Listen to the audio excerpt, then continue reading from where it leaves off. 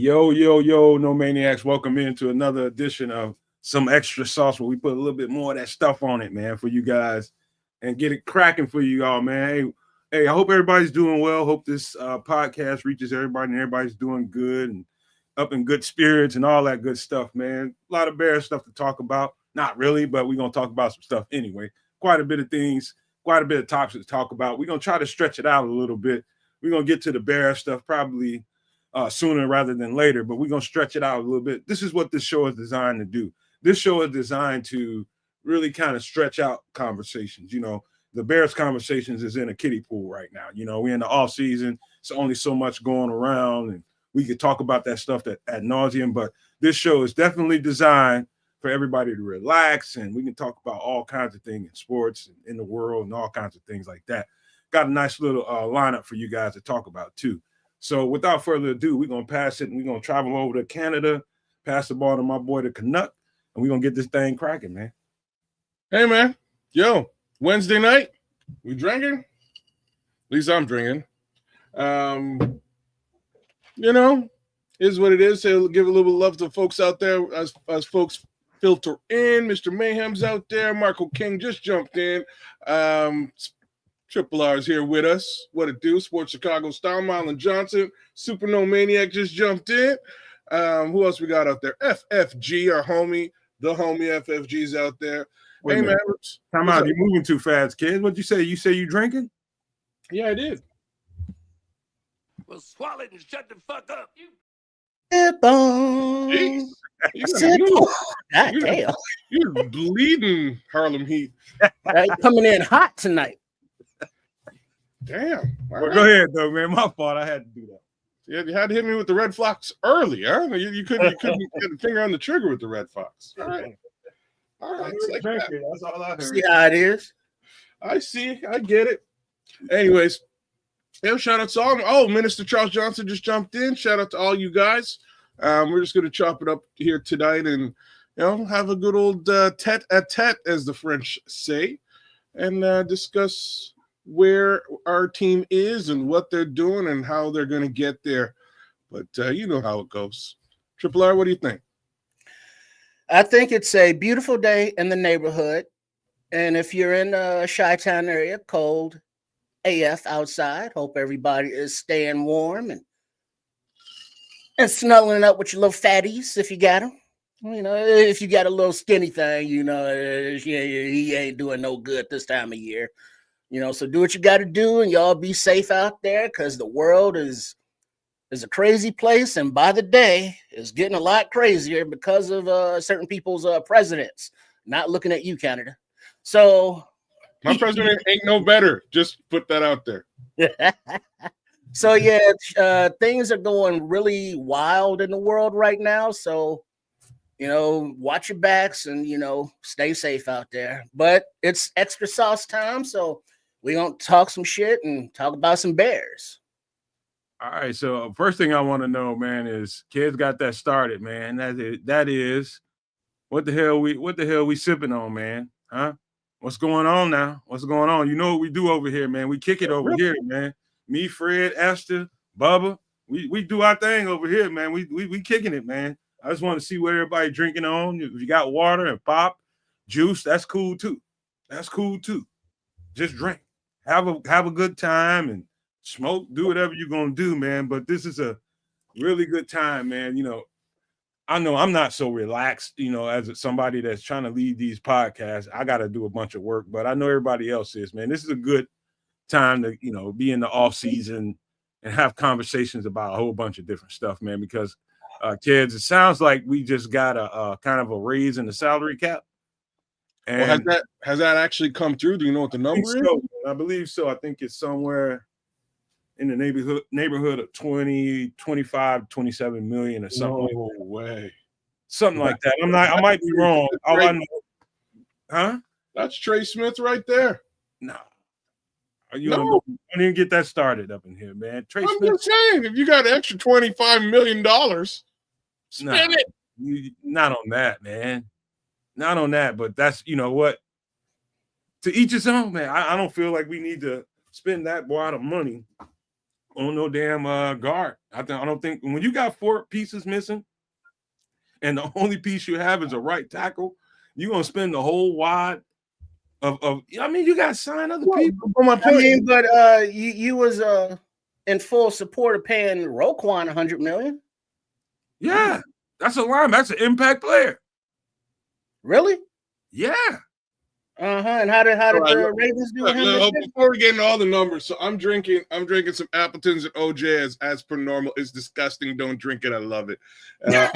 I also have I've got some killer tea, some antioxidant tea. So I'm gonna put the poison in me, and then I'm gonna clean myself out. So that's how we do it tonight. Well, swallow it and shut the fuck up. You just put the liquor in the tea. I could have done that, but you know what? Trip, I'm gonna have to do that next time. Just for sometimes I do it when I'm sick. You know what I mean? Sometimes I make like a hot toddy, but once Two in birds, one stone. this tea that I got going on, it would actually work because it's kind of a lemon tea with. I also threw like an apple cinnamon tea in there too, so it's like a little bit of a mix. So lemon, apple, cinnamon, a little bit of vodka maybe as opposed to rum. Work out nice. But See, hey, I can't mess with like them clear liquors like vodka. I'm not a fan either. I rum and whiskey. I'm all about it, unless it's the Grey Goose. Like the Grey Goose and me were good friends. Well, it's not about being not a fan. It's my body don't process it well. Oh, okay. And it's like I vomited it up. And it's not that I'm drunk or over drinking. It's just I don't process gin and vodka like that no more. Well, but like give me some scotch, I'll turn that up. Are you trying to drink it straight or you mixing it? Anyway, either way. Definitely don't drink it straight. My body knows it's like, oh, you didn't drink some of that clear shit. Nah, rejection. That's what happened to me. Goes, like, man, dude, I ain't gonna lie to you, dog. The first and only liquor, white liquor that I was ever able to drink and put it straight down and have no reverberations was absolutely Patron. That's the first time in my life. I've tried them all. And every last one of them bitches shoot right back up. See, Patron's different though. Like I like it, but bad things happen, bro. Like I don't know how else to put it. Bad things happen, man. I don't Patron to me, like it's not a good mixture, man. And it's not. It's. Are you talking about light liquor in particular, or no Patron? Specifically tequila? Bad things happen. I like. You can't blame that on Patron, kids. I'm trying to tell you. Tanqueray. I would have argued all of them, same thing. I would have argued that you're right about white liquor, man. White liquor turned me straight aggressive, like gin, vodkas, and shit like that. Ain't no woman around, man. It's probably me and you probably gonna have to box. Because that's just how I get when I get to drinking white liquor. Ain't no women around. It's some aggression coming out of me. Until I met Patron. That makes me feel sexy as a motherfucker, man. And I can't.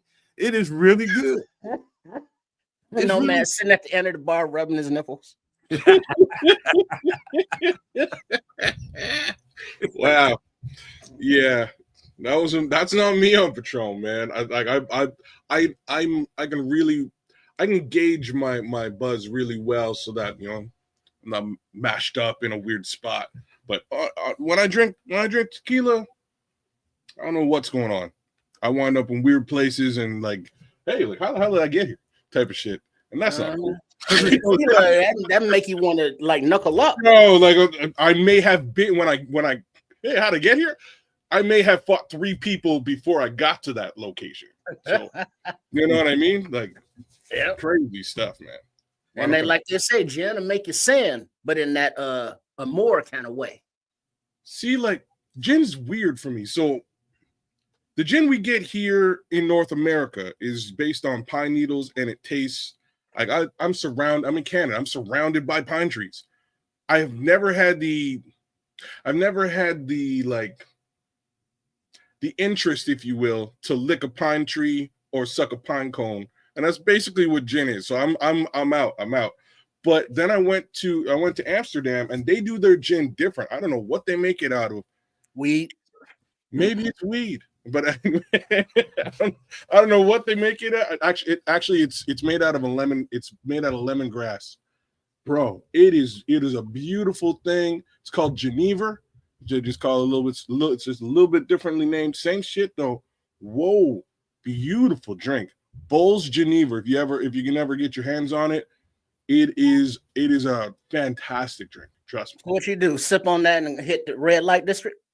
Well, basically, yes. So what you do, yes, that is what you do. So when you're out there, they actually in your hotel room. So I'm like right on the main strip up there when I was out there, and they give you a bottle of it complimentary. So I'm like, yo, can I just drink this, or do I have to pay for it? And they're like, no, it's cool, you can drink it. I was like, yeah. So I'm ready to drink it, but they also mix it with ginger beer. It's like their drink. So you mix this up with the ginger beer. Yo, it is so good. Such a nice drink. I was just sipping on this stuff all over Amsterdam. Just walking. It was dope. Down that strip. I can't do the white liquor just do something to me. I turn into Get the hell out of here before I kick your little ass. So are you the little guy or the big guy? no, I'm definitely the big dude. I'm angry when I get to drink it, man. Like that white liquor, man. I'm telling you. Shit, you drink that stuff over there in Amsterdam, hit the red light district, and hit the no, they don't call them dispensaries, but what they call them, smoke shops. They're literally holes in the wall, bro. Like there's Jose, what up, man? I ain't seen Jose in a long time. Hey, Jose just jumped in. Paul Rodriguez, Osama bin Johnson, Puerto Rico, and the homie Joseph Archer jumped in. Who else jumped in? Anybody else I'm missing? Nah, I think that's it. On the set.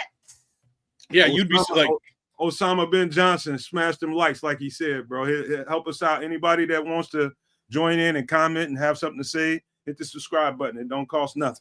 Yeah, absolutely. But no, they're like I know y'all got some. You got to have some dispensaries in Illinois at this point. I know we got them everywhere in Canada. You go to Amsterdam, they're literally just they're just holes in the wall. They're just little tiny shithole places. You know, I don't know how else to explain it. You're not going there for the decor. Definitely not. By no stretch of the imagination are you going for decor. If you're even going to stop and hang out, that prospect is also kind of questionable. It's like, what the hell am I doing in here? Carry out, baby. Let's go get put on some of those wooden shoes, get one of those bikes, and hit the strip.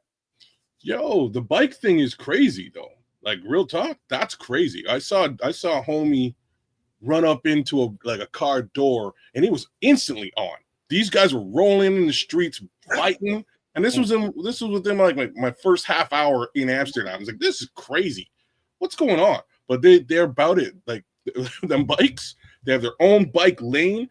You don't mess with the bike lane. So homie pulled up beside the bike lane, got out of his car, boom. It was a problem. So the guy on the bike got up, smashed him in the face, and they just started rolling in the streets fighting. It was crazy.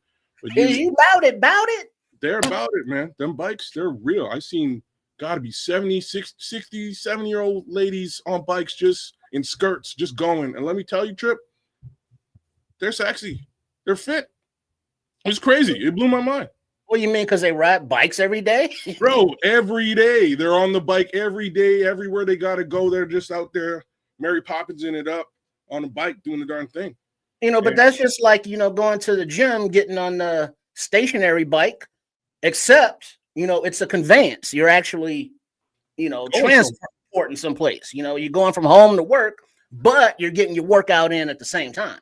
And you got to ride your ass back home. Well, let me ask a question though, because maybe we might think of it as everybody's trying to stay fit over there. Maybe it is population congestion, and it's too many cars on the road, and this is probably the easy way to circumvent that. I'm glad you kind of looked at it like that, because it's almost the exact opposite of what you described. It's not really because they don't do it because they want to stay fit. That's sort of that's a bonus. That's a side effect of it. It's because the entire, it's compressed. The whole city. Like I walked across north, south, east, west. I walked across the city of Amsterdam. No problem. Yeah, and my city alone, where I'm at, and Chicago, I would find it hard to hear that somebody walked across Chicago back and forth. The streets are small. There are a fair amount of there's a fair amount of cars, a fair amount of vehicles, but even the vehicles are small. The laneways are small. It's just a bit of a weird spot in that respect. So traveling around on a bicycle is probably more beneficial because you'll get to where you need to get to almost as fast as you would in a car anyways, because it's really not that far away. I could see that being it's a lot of people starting to really do that. When I get it up and in around downtown, I'm starting to see a whole lot more of that, now than I ever really did. And I think it's a good thing, man, because when we talking about, the carbon footprint in the world, I think, because it's a lot of numb-headed, Neanderthal thinking, Cro-Magnon minded people that really don't give a shit about none of that. And so long as it doesn't bother them in this lifetime, the future is like, fuck it. What do I need? I want my car with the big diesel engine in it and fucking up the world. You know what I mean? I'm conscious about that. Not semi-conscious. I am absolutely conscious about it. And soon, one of these days, soon I'm gonna get me an electric vehicle. Just because, I like to know that the future is secure. And we keep fucking it up like this, the atmosphere ain't gonna be no good. Like I'd hate to be a white person in 30 to 40 years. Because the ozone layer is going to have such a big hole in it. And like people with non-melanated skin are going to be so prone to, in the daytime, to getting skin cancers, man. I am telling you, it's going to get way worse than we think it is now. Well, you did hit the nail on the head there with the vehicles. So I couldn't find a single SUV in Amsterdam. I'll tell you that straight up and down. There were 0 SUVs. There were 8 billion like mini cars. The cars are tiny, bro. Like Mini Cooper, if you will. Yeah. 8 different variations of that style of car made by multiple manufacturers that we don't even have here in North America. Peugeot, Citroën, these are the names of car manufacturers we just don't see. Mercedes-Benz I was in a Mercedes-Benz taxi. That's their taxi. Crazy. The other taxi is obviously Tesla because of the benefits of EV. So it was a bit of a mind-blowing situation. Very different. Minister Charles, I was across the way from Morgan Park, bro. Like literally across the street, right by He's talking about Chicago. Oh, he's talking about Chicago. There's a park over in Amsterdam, right by the museum, and that's where I was stationed, just across the way. But I was gonna rent a bike there when I was out there too, and like the guy at the hotel was like, no, don't do it. Like you're gonna have to know the bike etiquette, and if you screw up, you're gonna be in a, you know what I'm saying? Like straight up and down, you will. So I was like, all right, cool. I'll just walk, and I just walked the city. It was really cool, really fun. See some tulips everywhere. And do you know, like, the tulips came from Canada? Yeah, nice. Oh no, it's the other way around. So Canada came from the tulips? No, so they sent tulips to us. So we've got a whole in Canada's capital. There's a whole there's a tulip festival. There's a whole just a ridiculous area, parks filled with tulips. But they all came from Amsterdam. So when you fly in, you can just see the tulips in rows, and it's beautiful. I have to say. Anyways, flew in, saw the tulips. I was like, that's crazy. And then I heard some story about some princess. A princess was born in Canada from the Netherlands, and they like cordoned off the area and called it an embassy, so that she was technically born in the Netherlands, and it was cool. But for doing that favor, they sent us all these crazy tulips. We got crazy tulips over here. But anyways, yeah. Yeah, it's Minister Charles said, yeah, I was a Mustang MP high. Oh, I thought it was St. Rita. That's like, I think of Mustangs, I think of Harvey. I think of Harvey when I think of Mustang. There's just some of them cats that I used to play with against when I was a kid in little Pee Wee League football. That was their name, Harvey. I think it was the Mustangs or something like that. Yeah, and Harvey. But one of the things, talking about Chicago, man, like I can remember being over in the Pilsen neighborhood. I got some homies over there, and in the little village area. And love the tacos, bro. Let me tell you something. You want some Mexican? I don't know how the fuck people be going to what's that fast food Mexican restaurant people be getting them little Mexican bowls and shit from. I don't know how. Chipotle? I don't know how people eat that shit. What do you mean? I don't know how people eat that bullshit. Well, that's that imitation Mexican. Yeah. Like you get the real thing, bring your ass down here. And I guarantee you won't eat no Chipotle no more. Guaranteed. Guaranteed. You eat some of that, you eat some real traditional Latino Mexican freaking tacos and any burrito, anything you like. I guarantee you Chipotle is gonna be the last thing on your. I'll never eat Chipotle. Ever. Not so long as I'm living in this jurisdiction where I know I can just walk out on my porch and get a goddamn good taco. You know what I mean? It's that easy around here. You know what I mean? So it's just I don't understand how people eat that shit. Well, I mean, that's the quote unquote, white people Mexican food. When they have the corporate chains and like Famous Dave's barbecue, that's not real barbecue. That's corporate barbecue. The sauce is good. Now, I bought the sauce in the bottle. The Famous Dave's that sauce is decent. I'm talking about the actual barbecue. Oh no. It's like nah. Like nah. Limbs, homie. Going to Limbs. You ever ate at Limbs? Yeah. Limbs. Hey, that's Chicago style rib tips for you. Limbs they do it the right way. It's just so damn small up in there. And then when it's cold outside and everybody's trying to get inside, it could hold like maybe 10 people, but it'd be like 20 people up in there like this talking about, yeah, let me get these tips. I'm going to get up out of here. It's like, hey, but they are good at what they do. It's just a very hole in the wall barbecue joint.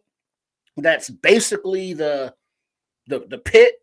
The kitchen is the restaurant, and they got like this much space for the customers. And they've been there for years. It's that aquarium tank.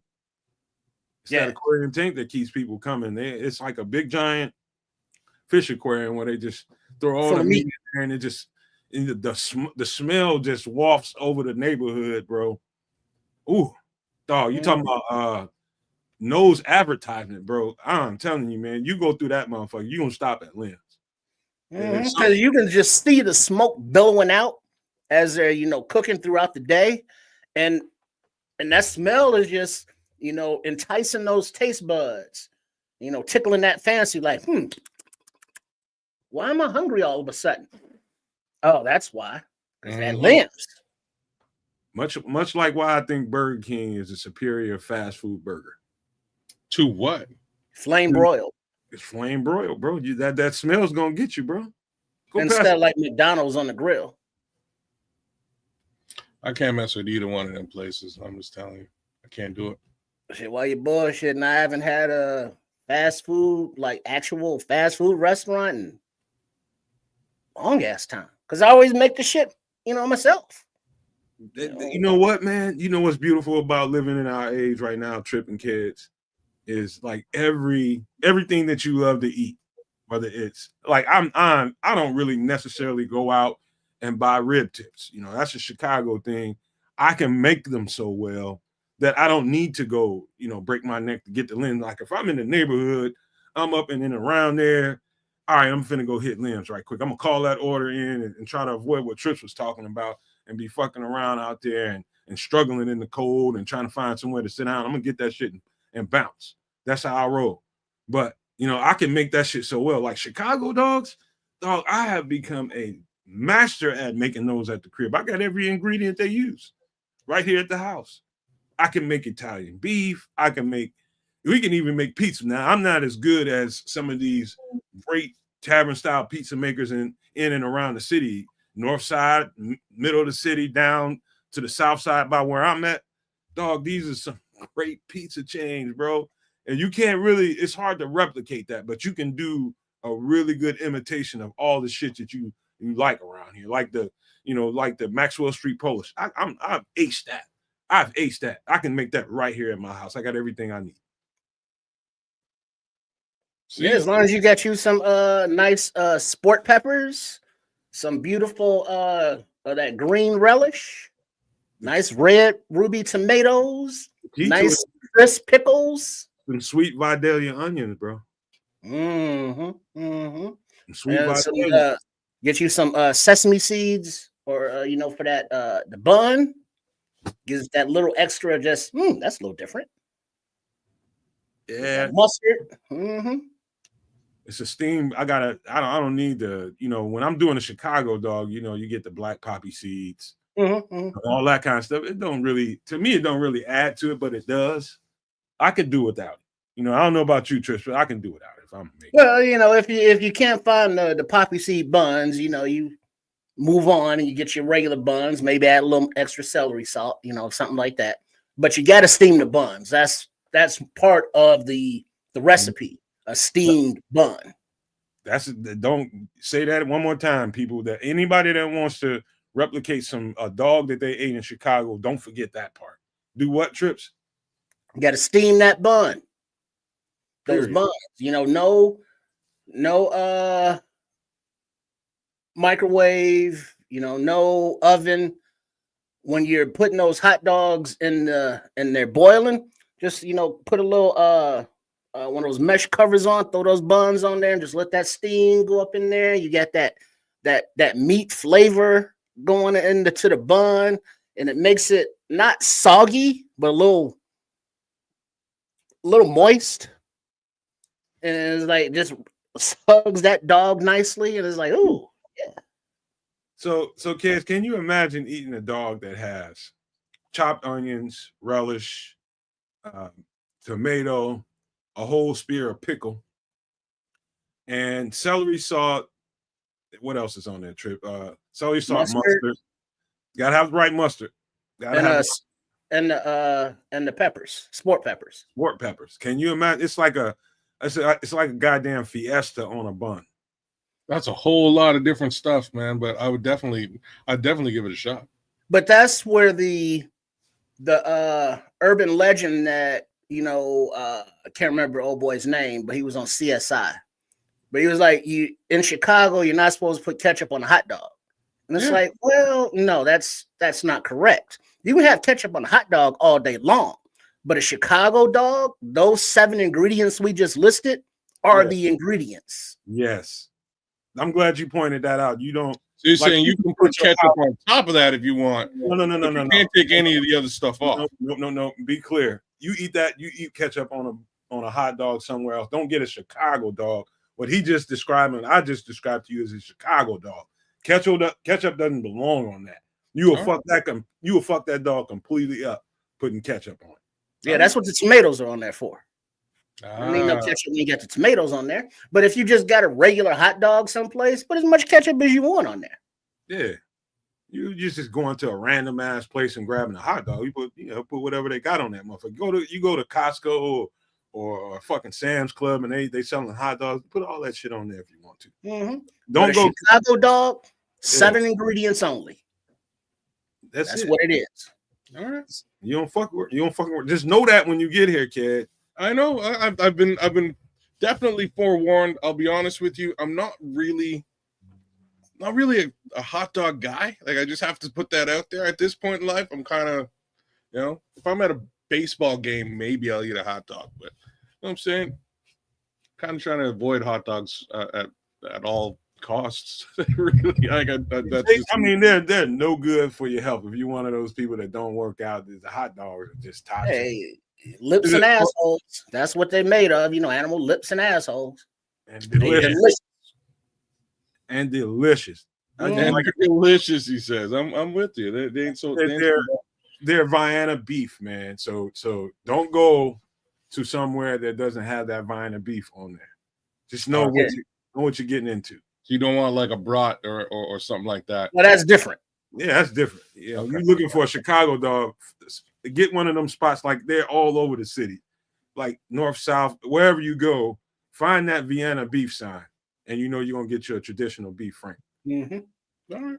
And see, like, we talking, beef and hot dogs and steaming buns. Minister Charles talking about anal over here. What? Real men don't eat ketchup, he says. What? No, Wait a minute, hold on. What the fuck? I ain't Last seen time none I of that. seen some buns, she wouldn't talk to me for a month, he said. What the fuck is going on? That's nasty, Minister. I love the minister. Man, sit your ass down. Uh-huh. Poop, poop. What the hell we talking about, We ain't talking about steaming buns like that. man? So To each his own.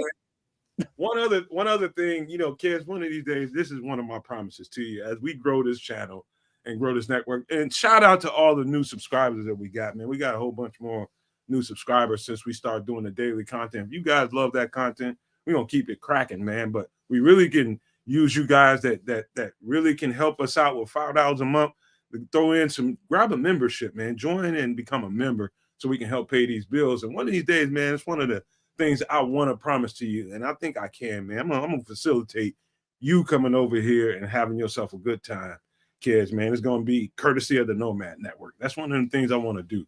Make sure you get over here and get the good representation of Chicago and show you all the stuff that we talk about, and so that you leave this motherfucker and like, okay, these motherfuckers was on point when they was telling me about it. You have to roll my ass on the plane. You'll be a happy motherfucker even if we have to roll your ass on there. I'm just saying, man, the amount of food you guys talk about out there, great. Like, there's no way I'm coming out there and not testing a deep dish, traditional, and some regular style pizza. I have to do both. That deep dish, I know is attractive to people that don't live around here. It's great. I ain't gonna lie to you. Some of it, if you go to the right place, it's great. But I'm telling you that tavern style, the thin crust, that shit is crack, kids. It's crack. It is. Like I say, we've got some real good tavern style here. So I want to kind of contrast and compare and see what's what. I'm sure you guys got some bomb ass pizzas, so I have to do that. Got to get a hot dog. As much as I hate hot dogs, gotta get a hot dog. Italian beef, Italian beef for sure. You know what I mean? Like, there's so much food, bro. Rib tips in particular. Rib tips, man. Damn, so much food out there. I gotta bless. But hey, while AC Adam just brought this up, man, this is a good little segment to get into right before we get into some Bears content. All of y'all that came in here to listen to Bears content, we're about to get right into it. But this is one of those off-subject comments to have. He's talking about now is not a good time to be flying. Holy shit, Amtrak or something. Holy shit, he ain't lying. Holy shit, he is not lying. I'm not flying for the next 4 years. Oh, wow.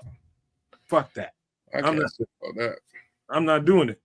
I'm not fucking doing it. There's this motherfucker and his administration has come in here and decided that less government is good, less oversight is good. And planes is like today, before we came on the show, 2, 3, 4 hours ago, 2 fucking Cessna jets smashed into each other in the air. There's no fucking oversight out there. Today? So there's a highway in the air and nobody having any oversight. That's just like flying around with no fucking stop signs or stoplights. All right, so man, I don't know what he's doing really. So like, do we? You know what I mean? Like I agree with because the Canadian government is so bloated to the level that basically I'm taxed when my money comes in and when I spend. I'm taxed like 50%. It's ridiculous, like straight up and down. So the less government you have, the less people you're paying, you might be able to retain $1 or $2. So I get what he's trying to do, but you don't start. No. You don't start by firing the air traffic folks. Like, that's not where you begin this. I think you keep those guys on and you make sure shit's safe. You deal with other things. That's not a smart place to begin. Just me, but dog. Go ahead, Trips, if you got a piece on that. Nah, it's we started, the month as a democracy, basically. Now we're going into the oligarchy, fascism, authoritarianism kind of thing. And the way that the programs are being gutted by the world's richest dude, that nobody is saying go back to Africa.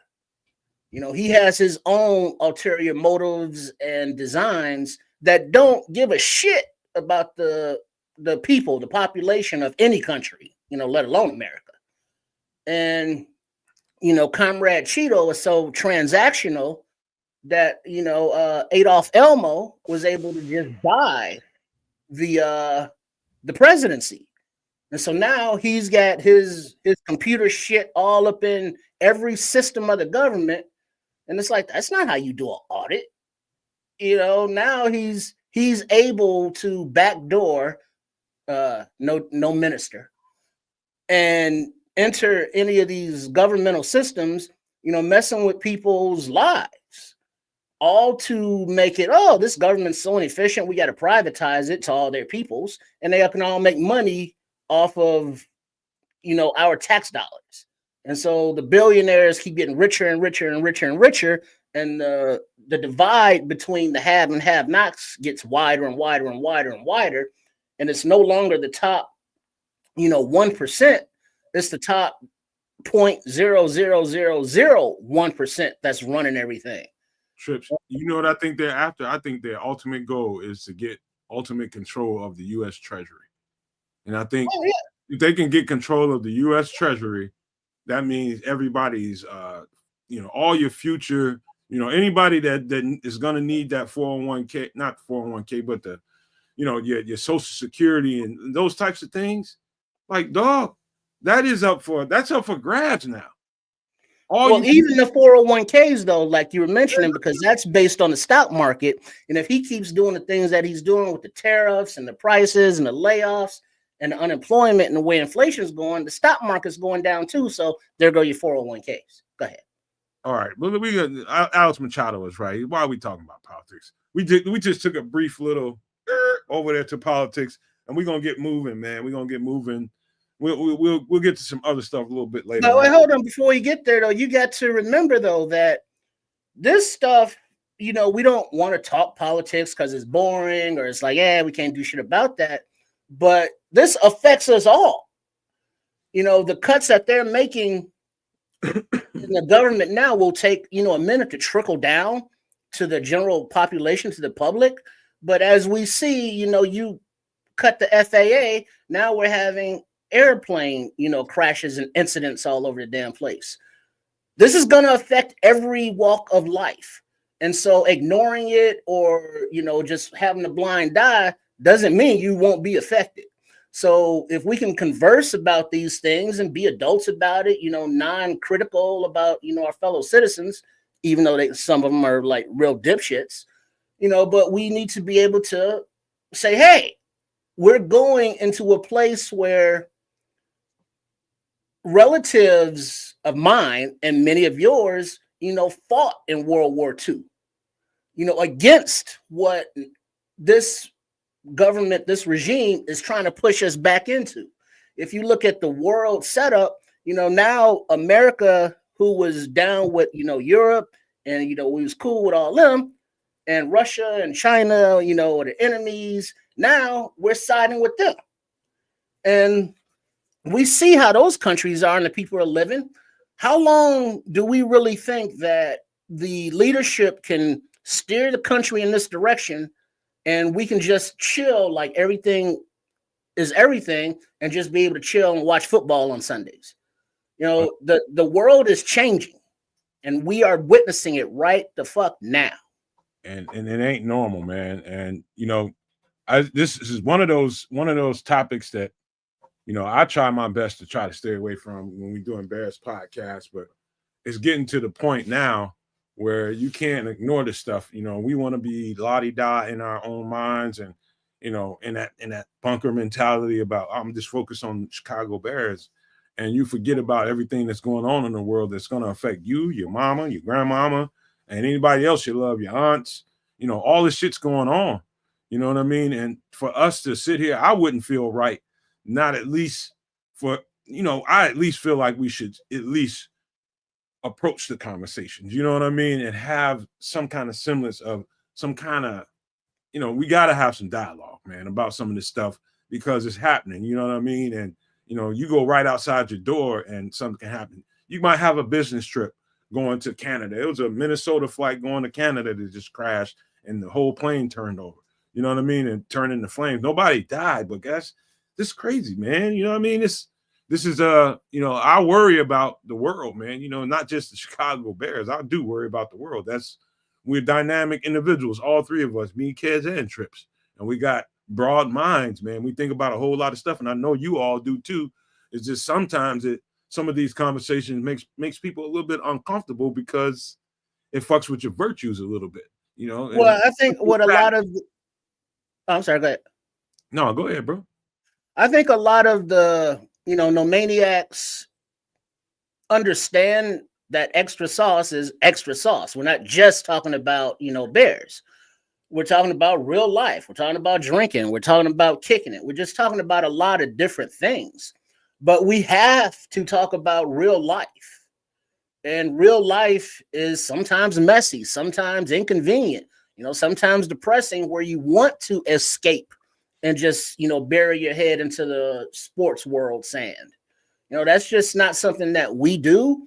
And I think a lot of the, people that watch us and listen to us verbalize our thought processes and different points of view. And it's like, well, if we did this, we did that. But coming from this angle, if we did this, we did that. And, Kedz goes into detail. Nomad goes into detail. I go into detail. And we kind of open our brains as to what we're thinking, why we're thinking it, and how we're seeing it. And you may not agree with it as the viewer, but you respect it because it's like, oh, okay, I see what you're saying. I think more of this way, but okay, we got you. That's why nobody can say that, we're clickbait guys or, we just blow smoke up your ass guys. It's like, nah, we keep shit's real. And whatever subject matter we're talking about, we can expand on it because we some intellectual motherfuckers. Yeah, and I mean, even here, we're probably not necessarily going to agree with everything each one of us says or sees. I'll be honest. My view of a lot of this is a bit different than their view. I try to keep that a little bit low because we'll wind up battling each other on a show for the next 2 or 3 hours. That being said, I still don't understand what the orange guy's doing. I don't know why you fire people who are working in the FAA, and that could generate and cause and create chaos by way of exploding planes, right? Like that's just not smart. But I do agree with, like, some of the stuff has to be audited. They have to look at it. Do I agree with the guy who's doing it? I don't know. Here's the thing about the guy, though. So if we're talking about Musk a little bit. So Elon Musk has the perfect setup to take over the entire planet. And I hate to say this stuff because I don't think anybody's really articulated it from a technical perspective, but he owns a media corporation. So he can say and spin propaganda as he sees fit. He owns a vehicular company that's also doubles as a solar power company. So he dabbles in energy. All right.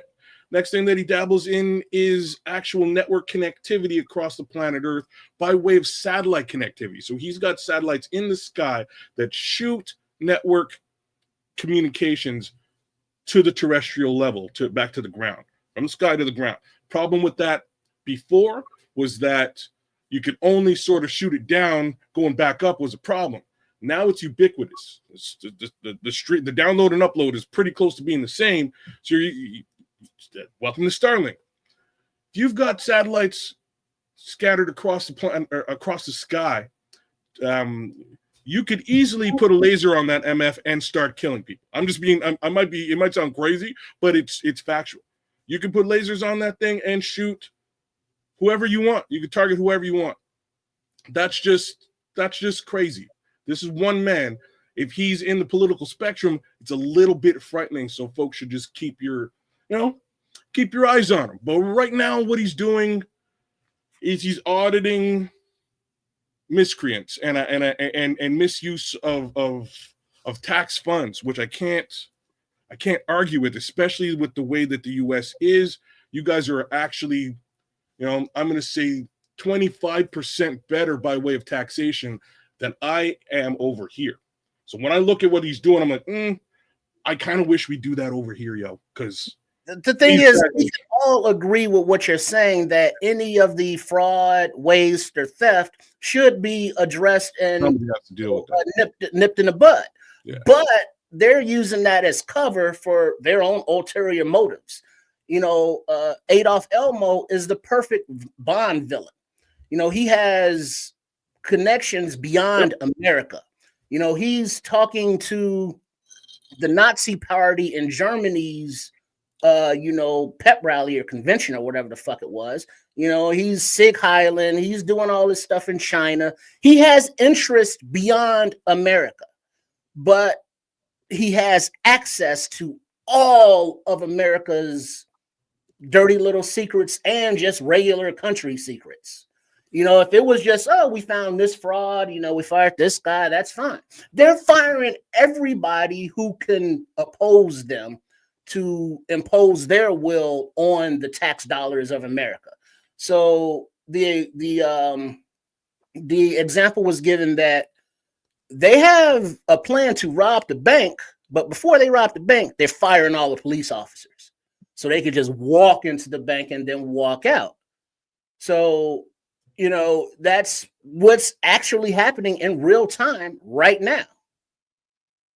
Yeah, I better check the private chat, Trip, but we're gonna steer, man. We're gonna steer because this conversation can take over, engulf the entire show. I guarantee you, because it's deep. I want. We haven't gotten to the 51st state yet, so let's transition. Let's transition into football. Because you're right, we could easily blow out an episode of this show. This would be a couple 2-3 hours, man, because we can go back and forth, and it's tense, man. The tension is thick enough, like cake thick, man. It's really, really cake batter thick. And, I don't really like it because I don't want to be in this place, but we are in this place. And, unfortunately, you try to run from certain things. I hear Alex Machado who's a military veteran. He knows a whole lot, and he's talking about, these conversations can go on and on. And he can say a whole lot because he's a military veteran. But, for the sake of what we came here to do and talk about Chicago Bears, let's just take a strong ass turn. Let's just take a strong right into some Chicago Bears content. Let's talk about this new salary cap. And per my guy FFG, he said that the salary cap just went up 277 million to 280 million. And so roughly that's probably somewhere in the neighborhood of what I said before, right, Kedz? You talking about 280 million. Okay, that's some mathematics. Keep talking. Let me do some math. No, I'm just saying that puts us roughly in the neighborhood with 32 teams. I'm not a good mathematician whatsoever, but word is that we're going to see somewhere in the neighborhood of 25 to 27 billion added to the cap. And that's good. That's great. I don't know what y'all think about that, but everybody is so on this Trey Smith thing, and I'm just like, Trey Smith's a good guard, man. He's a really good guard. He's a probably one of the elite guards in this league. But I know this. Looking at this thing from my perspective tells me this.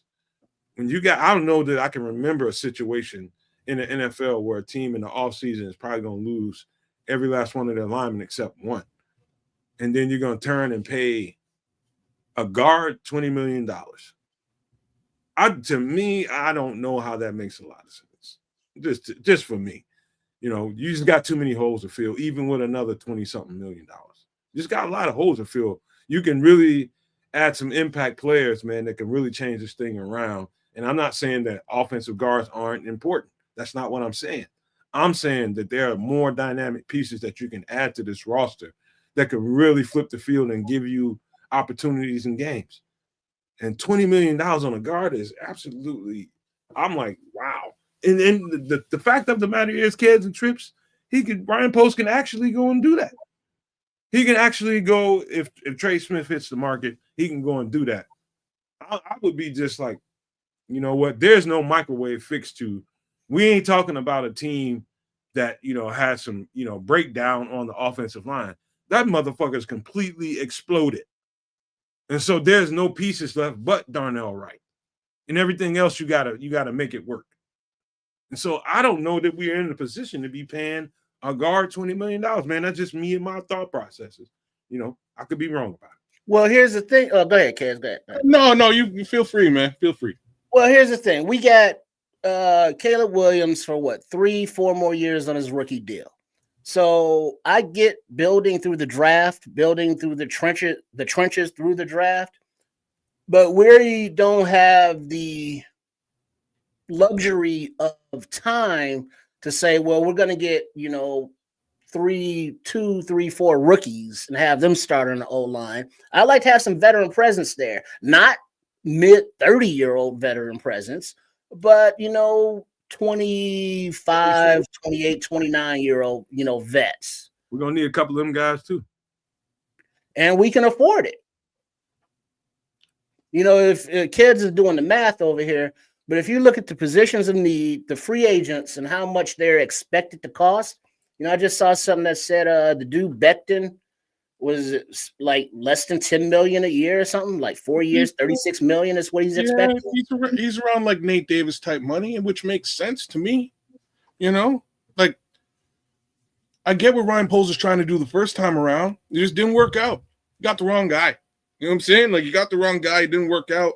He had Tevin. Tevin would have been that number 2 guy. Tevin been hurt for 4 years, like on and off. So you got to go get 2 guys. I think he struck gold a couple of times, Kez. We're focusing on the O-line right now. I know. I'm talking about Matt Pryor, and I think Jake Kern. Yeah, okay. Yeah. Matt Pryor's a good look. Jake Kern's a decent look. Without getting injured, I think Jake Kern was turning out. It wasn't Jake Kern. It was more Bill Murray. Bill Murray was more like that guy was playing some ball. Yeah, he was, man, until he got hurt. I'm with it. Jose Sanchez is talking about Mekhi Becton himself. I would have to say, because the requirement is for multiple guards realistically, as well as maybe a left tackle, you get Mekhi first. You spend the 10 whatever, 11 mil, you know, give him a little extra, a little bump. Give him 11 mil to come over here for a couple of years and do the darn thing. He's young. That to me is the perfect target, so you're not blowing your wad, right? Like, how much would French fries cost? Oh, I'm sorry, American fries.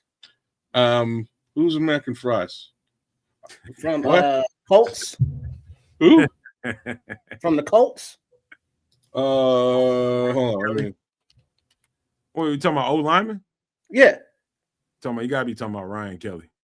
No, fries. Oh, Freeze. Okay. Will Fries. Fries. French. Oh, I'm sorry. American fries. Oh, not the French of the French Gulf fries. of America, American fries. You might want to go ahead and never mind. Okay, you can talk about it. You don't got to put it on the screen. It's just funny stuff, man. I'm looking for Will Fries right now. Let's see Will Fries from the in Colts. Yeah, Colts. Yeah. I think let's get on the record about. It's not crazy. Kedz and Trips. Let's get your official take on what you think about the signing, trying to go after Trey Smith. Give me your official take. Wait. Before we do that, how much would Fry? He's bang on, bro, and I have to say he is, because the numbers just make sense. So Will Fries is about 27 years old, right in that sweet spot. It's going to cost about $14 million, which is a fair cry less expensive than a Trey Smith. Like those, there's like 4 guys you can look at. You can look at Will Fries, you can look at James Daniels, you can look at Mekhi Becton, and if you want a real veteran presence as opposed to, again, anything else, you can always look at Kevin Zeitler. All those guys are super cost effective and talented. I like Patrick McCarry, man. Patrick McCarry is so versatile. There's another one, right? Patrick McCarry, and then everybody's looking at the center, and the center's name. Is McCarry a guard? Makari's a guard. He's a center. He's a tackle. He'll do all. So he could. So if like just hypothetically, Makari could play guard.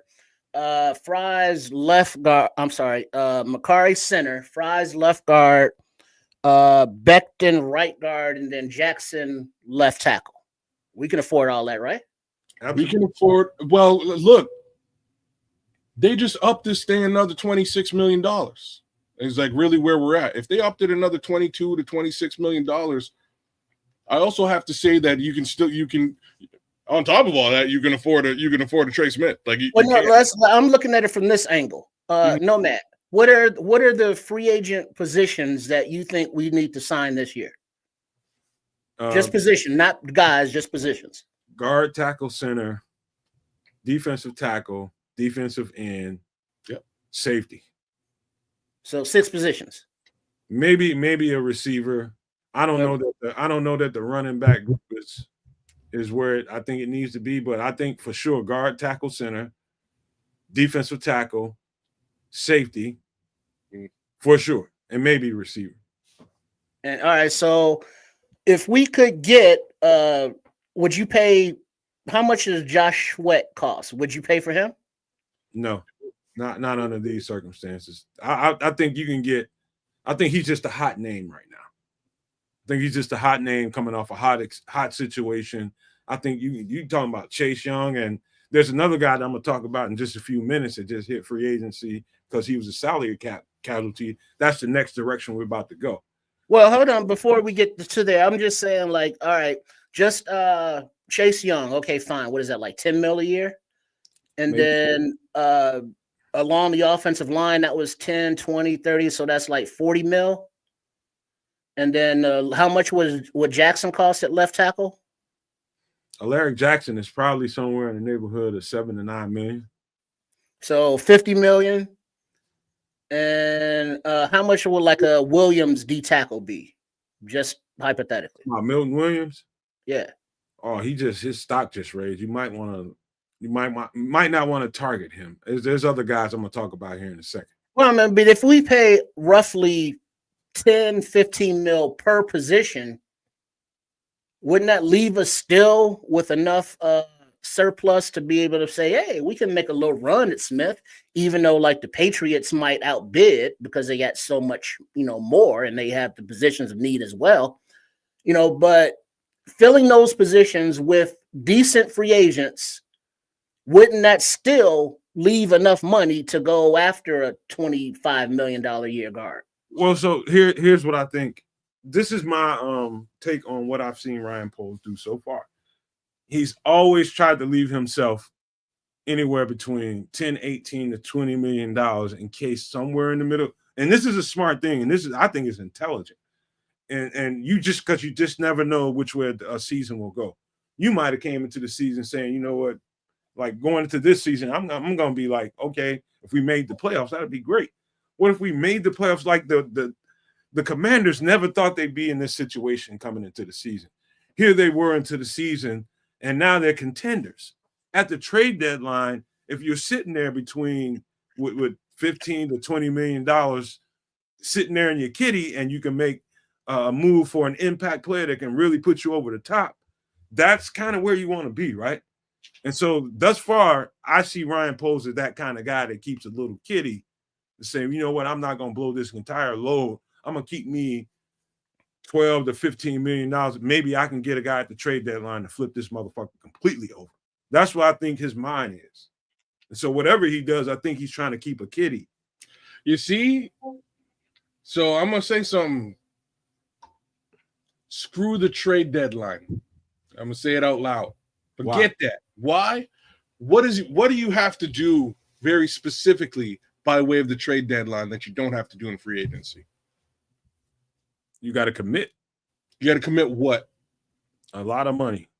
Money is vanilla in either scenario. What you have to do in trade deadline is give up capital. Okay, you got to give up. Forget it. Blow the wad then. If your plan, I'm just saying, if your plan is to wait, and this is part of, I'm telling you, you're talking about a team that has a chance to get over the top during the season Ain't nobody thinking about how much draft capital they're giving up to get a guy. They want to get over the top and get the goddamn trophy. They ain't worrying about the future. They're trying to win right now if they see themselves in a position to do it. So what's your I'd be pissed off, man. I'd be pissed off, bro. If we got into a situation where we're in a winning situation, we got a chance to get one, and he starts being tight-ass conservative because he wants to not give up draft capital. No, dude, get that goddamn ring. No. Fuck that shit. I want a ring. Hold on now. Hold on. Do you think the Chicago Bears are going to the Super Bowl in the year 2025? That's not what I'm saying. That's not what I'm saying. That's the criteria for this move. That's the criteria. So he's already done this move to little to no benefit. All right. And that's my little beef right now. My little beef is that he's done it twice. He said, all right, trade deadline's coming up. We're going to throw a second at Chase Claypool. Oops, that didn't work. Trade deadline's coming up. Hold on. Trade deadline's coming up. We're going to throw a second at Montez Sweat. Now, there was a positive benefit to him coming to the team, which resulted in a couple more wins and some action. But that didn't put him into the playoffs. So off goes a second-round pick that could have been used to basically get a younger version of Montez Sweat. If he just waited, like they had a 3-win season. You know what I'm saying? Like it wasn't like the boost was massive. His impact was, but it didn't result in games won. Therefore, they could have spent that capital, that second-round pick, on another Montez Sweat who's much younger, right? Kids, hindsight is so 2020, and you know it is, isn't it? It looked exactly the way I painted it, doesn't it? If you look at everything that's happened, there's so many critical situations you can point to and say, you know what, you probably shouldn't have did this or that. But I know if I was playing and I'm in, you know, in situations, and that's what you are as an NFL player. You constantly find yourself in situations. I want to play for a guy that's running this team that's aggressive and is not scared to take those opportunities. I don't want to play for no passive. Okay, I'm worried about if we. Man, fuck that, dude. Get this shit done. We're in a position to win. Take a swing. I want to play for that motherfucker because my NFL career is only gonna last so long. I hear what you're saying, and that does have it does rub the locker room in a certain way. At the same time, I'm just saying historically, looking at him being aggressive hasn't really turned into wins. It hasn't turned into W's. It really hasn't. So if that's the case, then if you're not going to the playoffs likely, if you're not going to win the Super Bowl this season, don't blow the capital. And like there's Jose saying right there, and the 4th round pick for Keenan Allen. At what point do you know that? At what point do we know that we're not?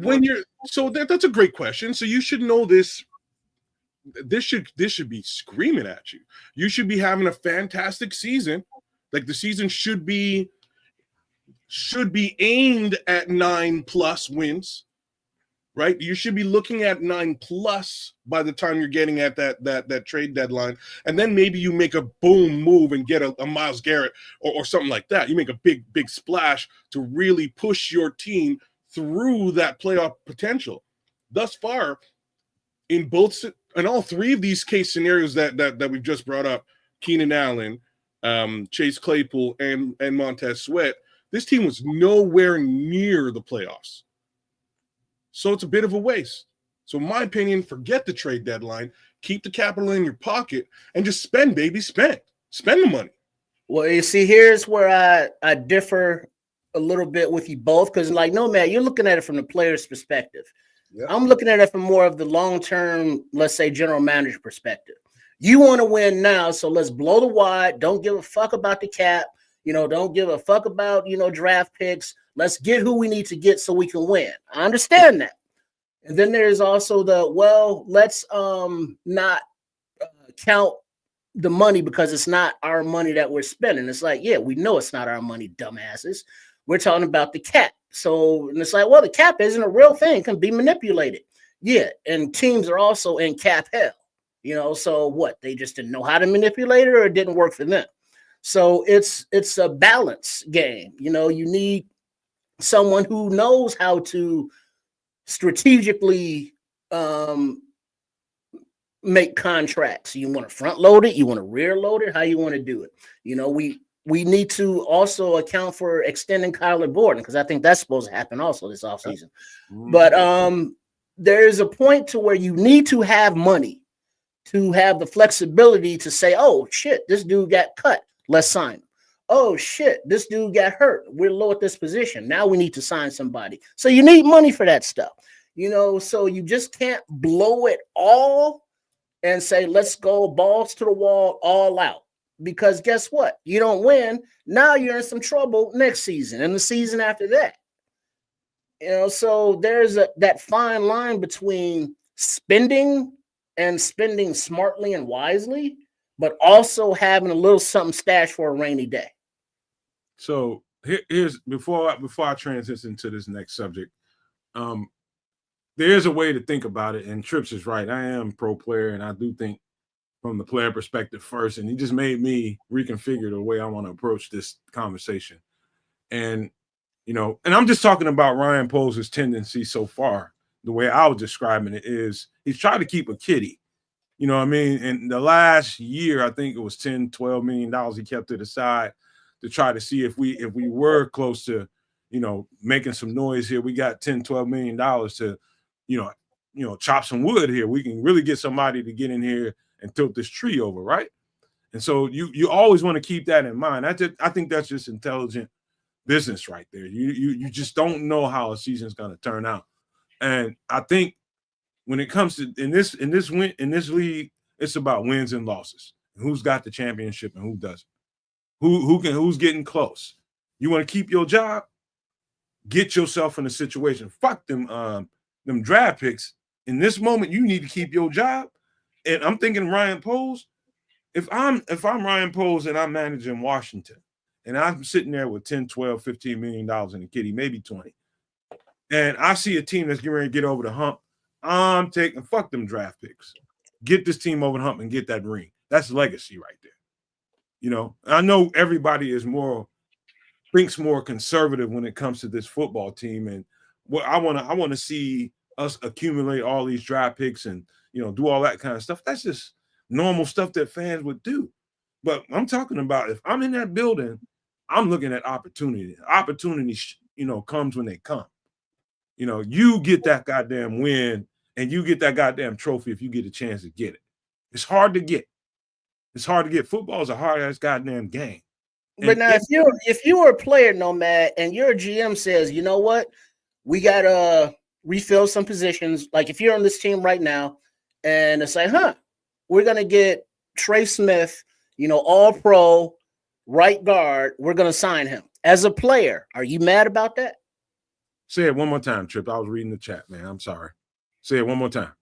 If you are on this current Bears team and your general manager, Ryan Poles, went out and signed Trey Smith to $25 million a year, as a player on the team, are you mad about that? Depending on who I am. It depends on who I am. You're a player on the team. If I'm Tevin Jenkins and I just made it through the free agent. Well, Tevin Jenkins ain't going to be on the team, so that's irrelevant. Well, we don't know that. He could hit free agent market and there's no real market for him and they can get him at a bargain price. Well, then whatever his feelings are, fuck his feelings. But if you are on a defensive player, if you're a cornerback and they said, well, we need to sign this guy, $25 million guard, are you mad that they're paying $25 million for a guard? If I was a player on the team, I'd be looking at that like, holy shit, all the shit going on in this team and all the holes on the team. I'd be like, motherfucker, you paid $25 million for a guard.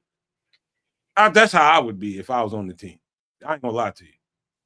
I'm like, you sitting out here when he says hold on. You talking about with X players on the board potentially that you can grab. You paid $25 million for this motherfucking guard. How many all pros that you can get? If I was playing this, if I was on that team, that's how I would feel. How many all pros can you get? I feel like asshole backwards.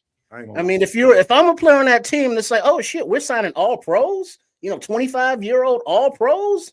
Yeah, I'm good with that. How does that not make your team better? So let's get it over with. How do you feel about it, kids? We're gonna get to you, Trip. How you feel about it? What do you think they should do when it comes to Trey Smith? He comes available. Do you think they should sign? Officially, don't give me no bullshit. Just tell it. Yeah, no, I don't think so. All right. What about you, Trey? What's the question? If Trey Smith becomes available in free agency, if you're Ryan Poles, do you think he should sign him? If the price doesn't go above 25, yes. Oh no! See, now you got to give a straight up answer, man. I Give a just straight up did. answer. No, you talking about if it was a fifth, we all be fucked up. We talking Well, I mean, about how much we talking? It's like, well, you reach that's, to- it's like, that's well, right. 25 million, yes. 30, no. So, just to tackle on to what he's saying. Part of the reason why I'm just flat out kind of at no is because of the other available offensive linemen that are out there that you could spend this money on. Secondarily, at some point, you're gonna have to pay your guys on the edges, right? You're gonna have to pay Darnell Wright, and you're gonna have to pay Braxton Jones, or you're gonna have to upgrade on Braxton Jones. Either way, if you're paying $25+ million for the guard beside him, when it comes time to negotiate those two guys' contracts, those guys will be making upwards of 30 mil, period. Right? Like that's just how the scale works. I wouldn't want to pencil myself into a situation where I'm forced to pay exorbitant money to either one of these tackles. That's just me. You mean guard? No.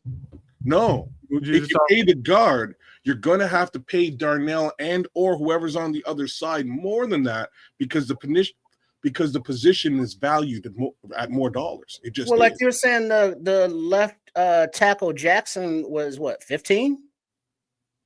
Yeah. Isn't that what you said? Yeah. That's not horrible. And Darnell Wright was a top 10. This is what I'm saying. This is why you get him now at that price and you lock him in. This is why you get the other couple of guys on the inside and lock them in, right? Not at exorbitant numbers, because the fact of the matter is you will have to pay at the very least Darnell Wright 22 plus when in 2 years. I think we're having this conversation, and with all of our vanity, I mean, every last one of us. I think it's a fan thing, and it's an outside the Bears organization conversation. That what I would do with this money if it was me. This is what the conversation boils down to: virtues. You know what I mean? It's really all it is, and and it differs from person to person. What somebody thinks should happen. Now, I'm about to enter into the conversation before we switch topics.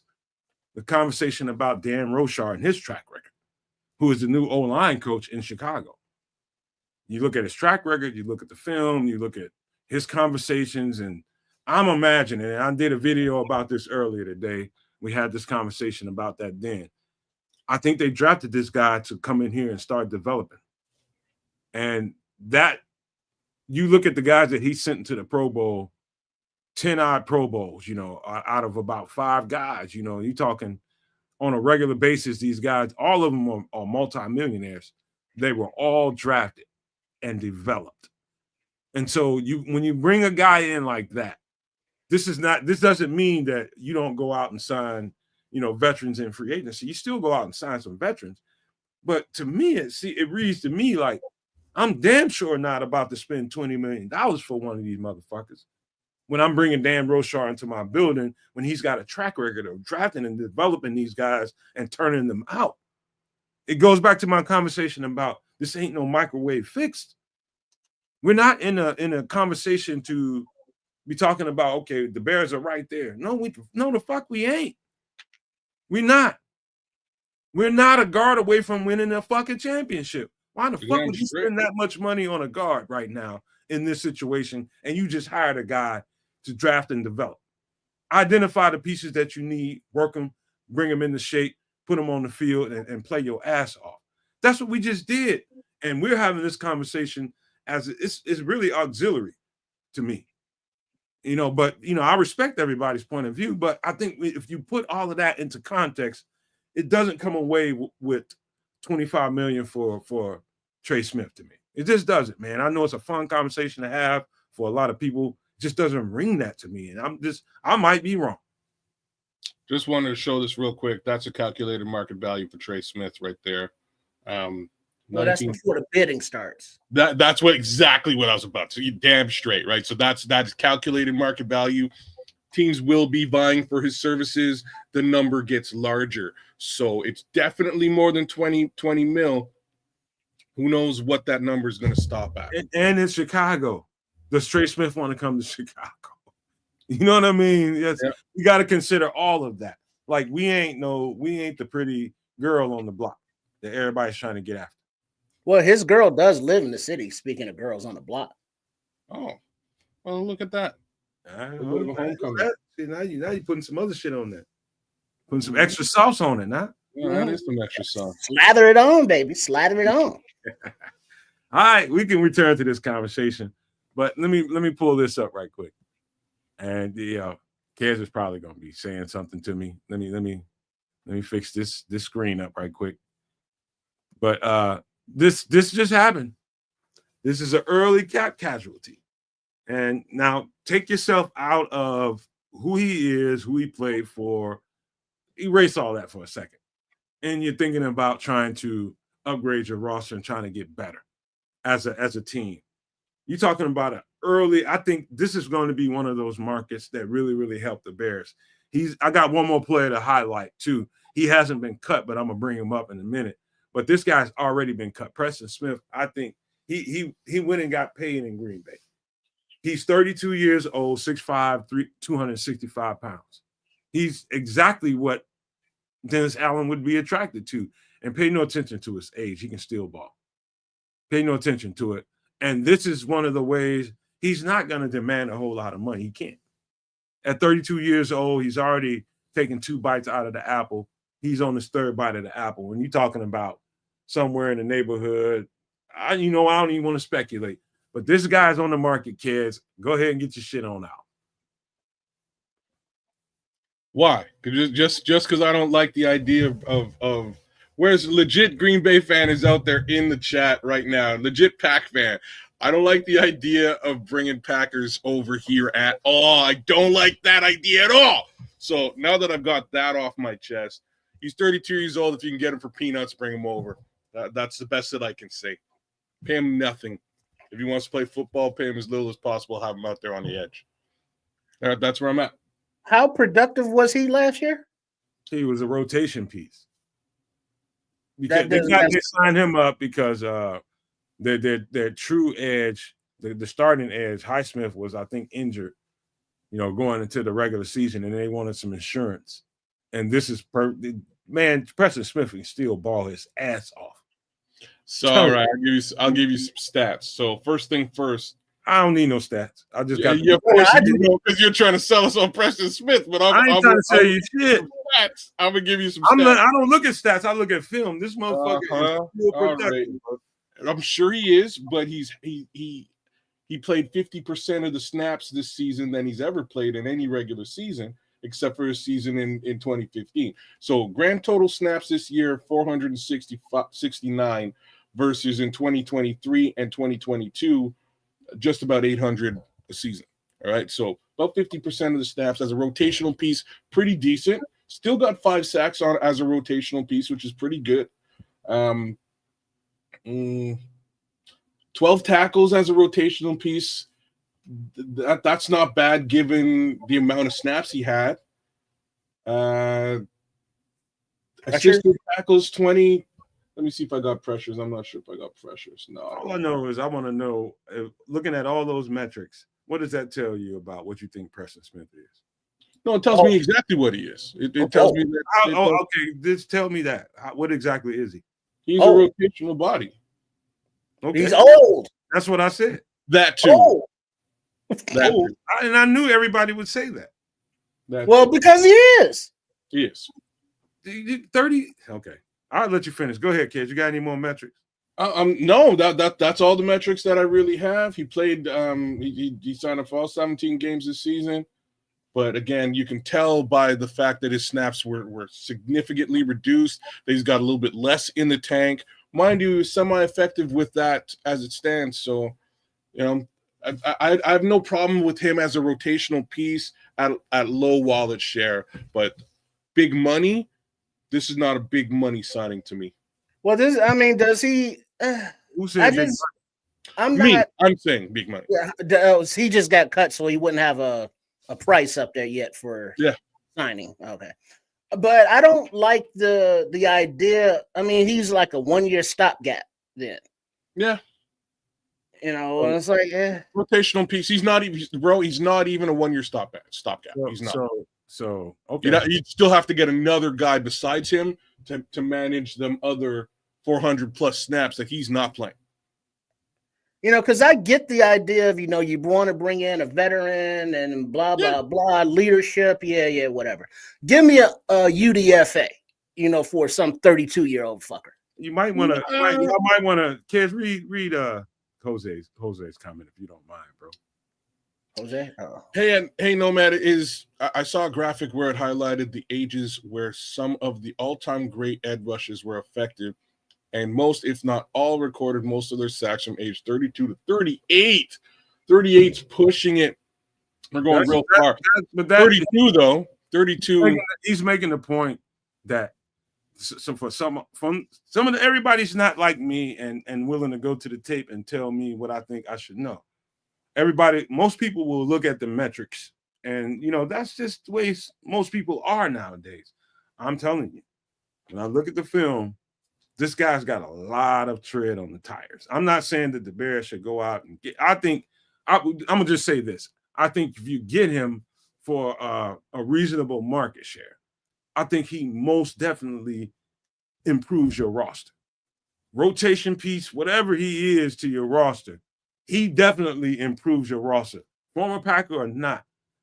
Fuck all that.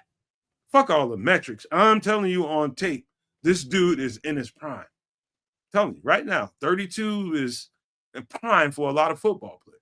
He's not in his prime. I'm telling you, he is, bro.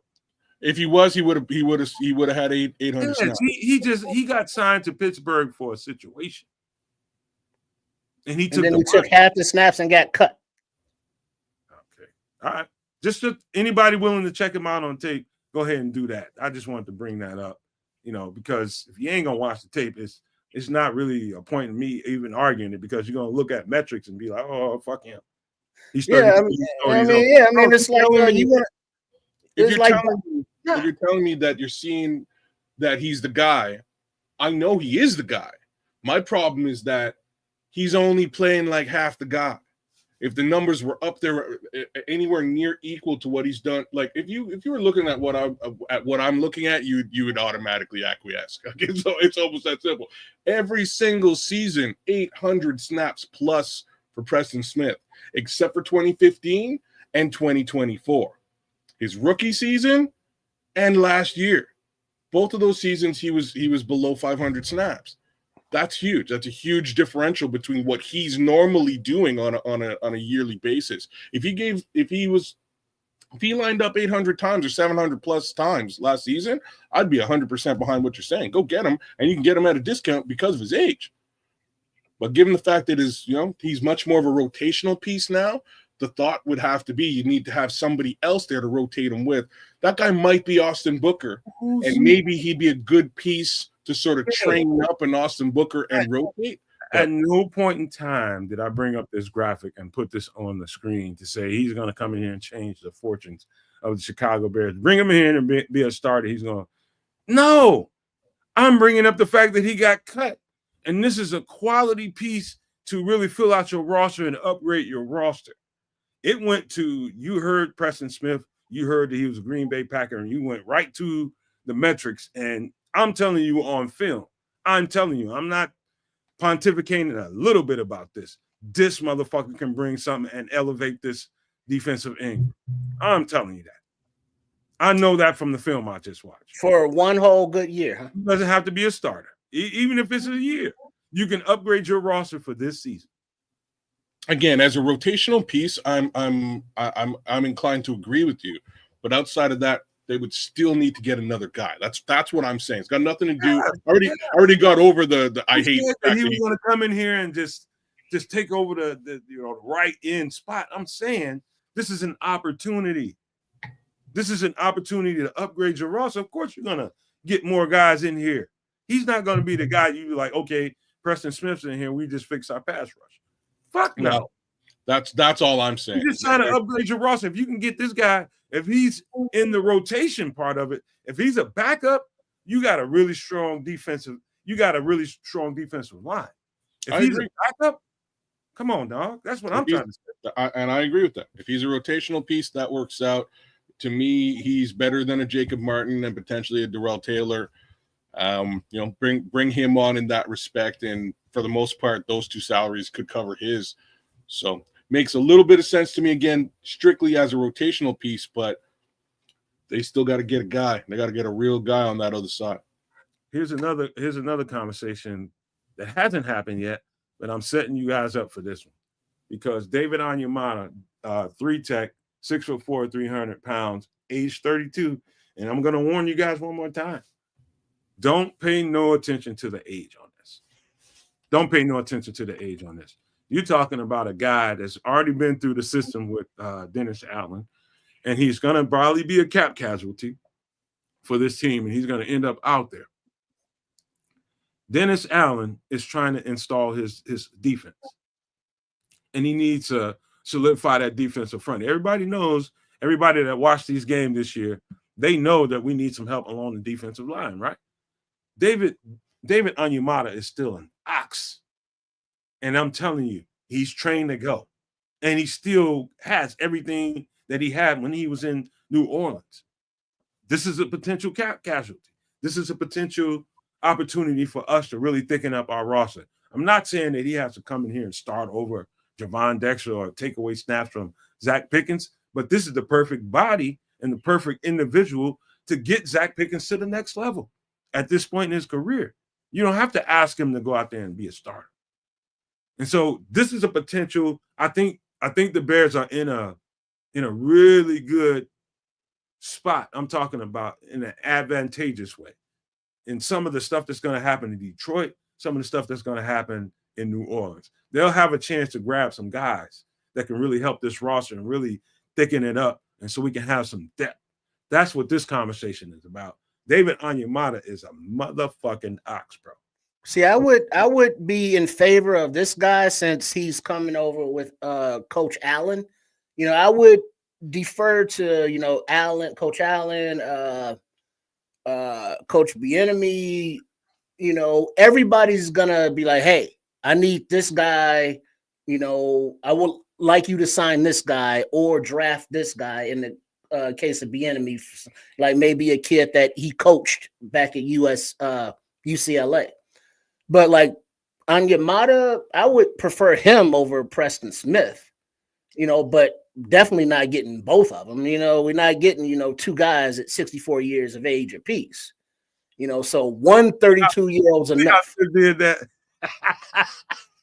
He added the age and then made it both of their ages, which is pretty cool. Damn. Like I slipped that in there, right? You saw that, right? Slow down, man. Is what you just trying to shit on me, man. Dude, these motherfuckers can help us, man. Look, these motherfuckers can help us. What are you gonna be? Some senior age home, or what are we doing here? Come on, cuz I'm telling y'all, look at the film. Look at the film. Look, I don't argue with. I'm gonna actually backtrack on. Who was the home we were just talking about before? The Preston Smith. I'm gonna backtrack a little bit because I'm just cluing in to games started. He only started 9 games last year, which would pretty much account for the drop in overall snaps. So I'm not sure why that was. Maybe it was, again, he came over as a specific piece to fill a specific role after somebody got hurt. Makes a little bit more sense. So maybe, again, as a rotational piece, he would work out. Same things are to be said here, with the exception of what he's going to want to get paid.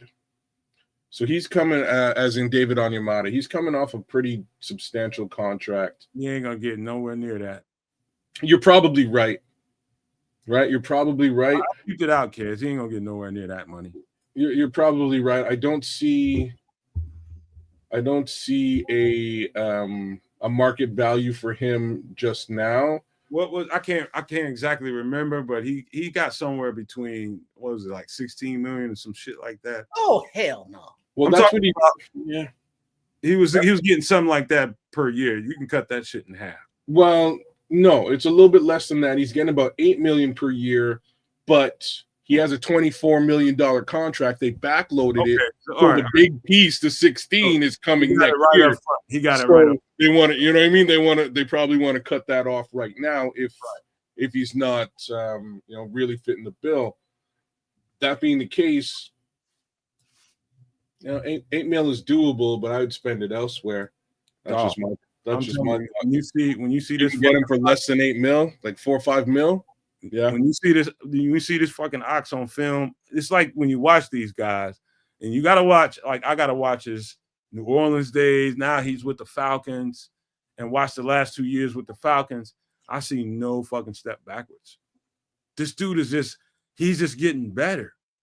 And I think people, again, this ain't no shot at Trips, because Trips focuses on age. I understand that. Ages. This ain't no long-term situation. We're trying to bring somebody in here to elevate the room. Right now, it might be just for a year. Maybe he gets a year and a possible, maybe 2. But this motherfucker is an ox, bro. This is what you want. This is what you're looking for. To elevate and bring up that room. This motherfucker can play 1. He can play 3. And I mean, David Onyemata has always been one of the more underrated defensive tackles in the league to me. And I think a couple years ago when he came out, when he was a free agent, I was high on him, man. I was just like, bring this motherfucker in here. The film just is my Bible. I'm telling you, David Onyemata would elevate that defensive line group 110%. Well, like I said, they can get either one of the guys that you brought up here so far at a 32-year-old player's salary is probably the best way that I could put it. I would go after both of them. I think they're both solid players, definite depth pieces on this team, and they bring a little bit of veteran leadership at the position. This guy in particular brings a little bit of a connection with the coach. So there is some bonuses here when speaking about David Onyemata, but that's where I'm at. All right.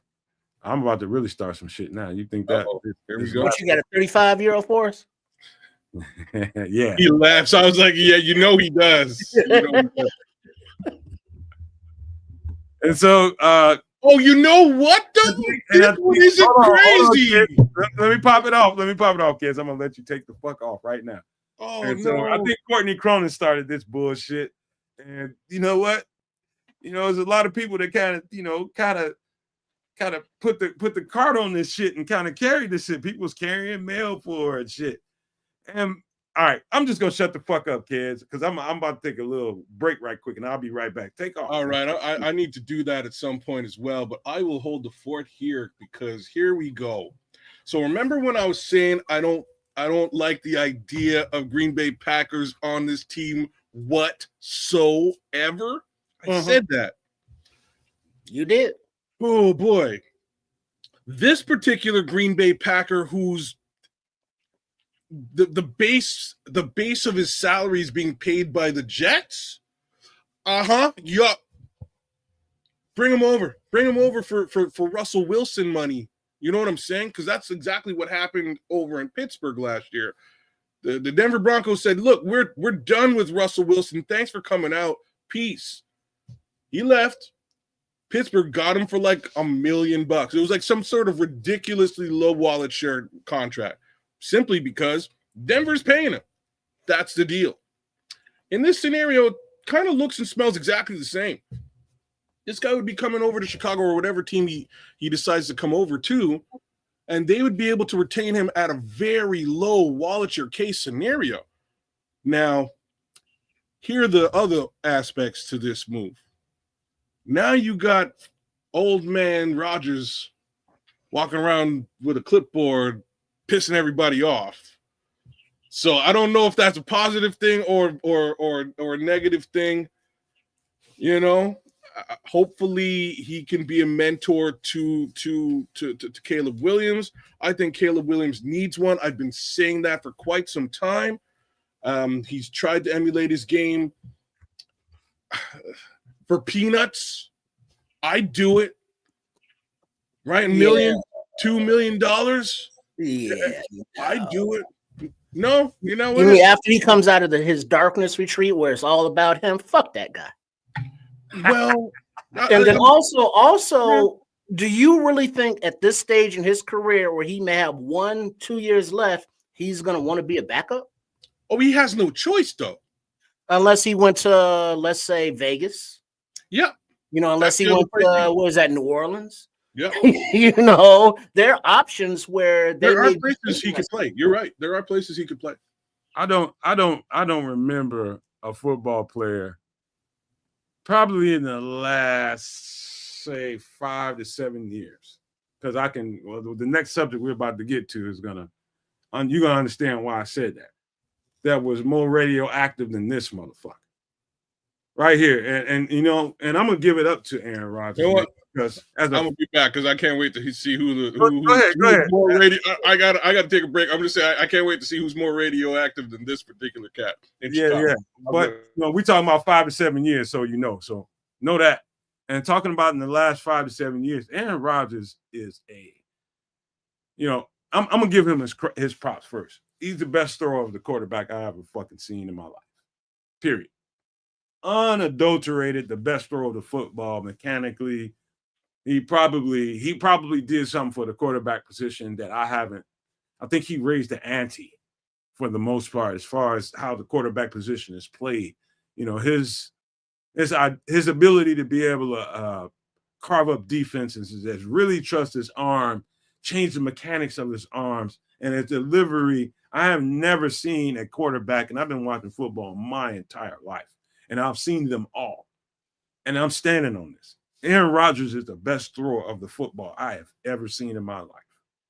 But what this guy has morphed into, with all that credit given, what he has morphed into, and I know y'all probably think, why Nomad bringing up some shit like this? I'm just bringing up a conversation. It's not that I support it. This is the part I'm about to prove to you.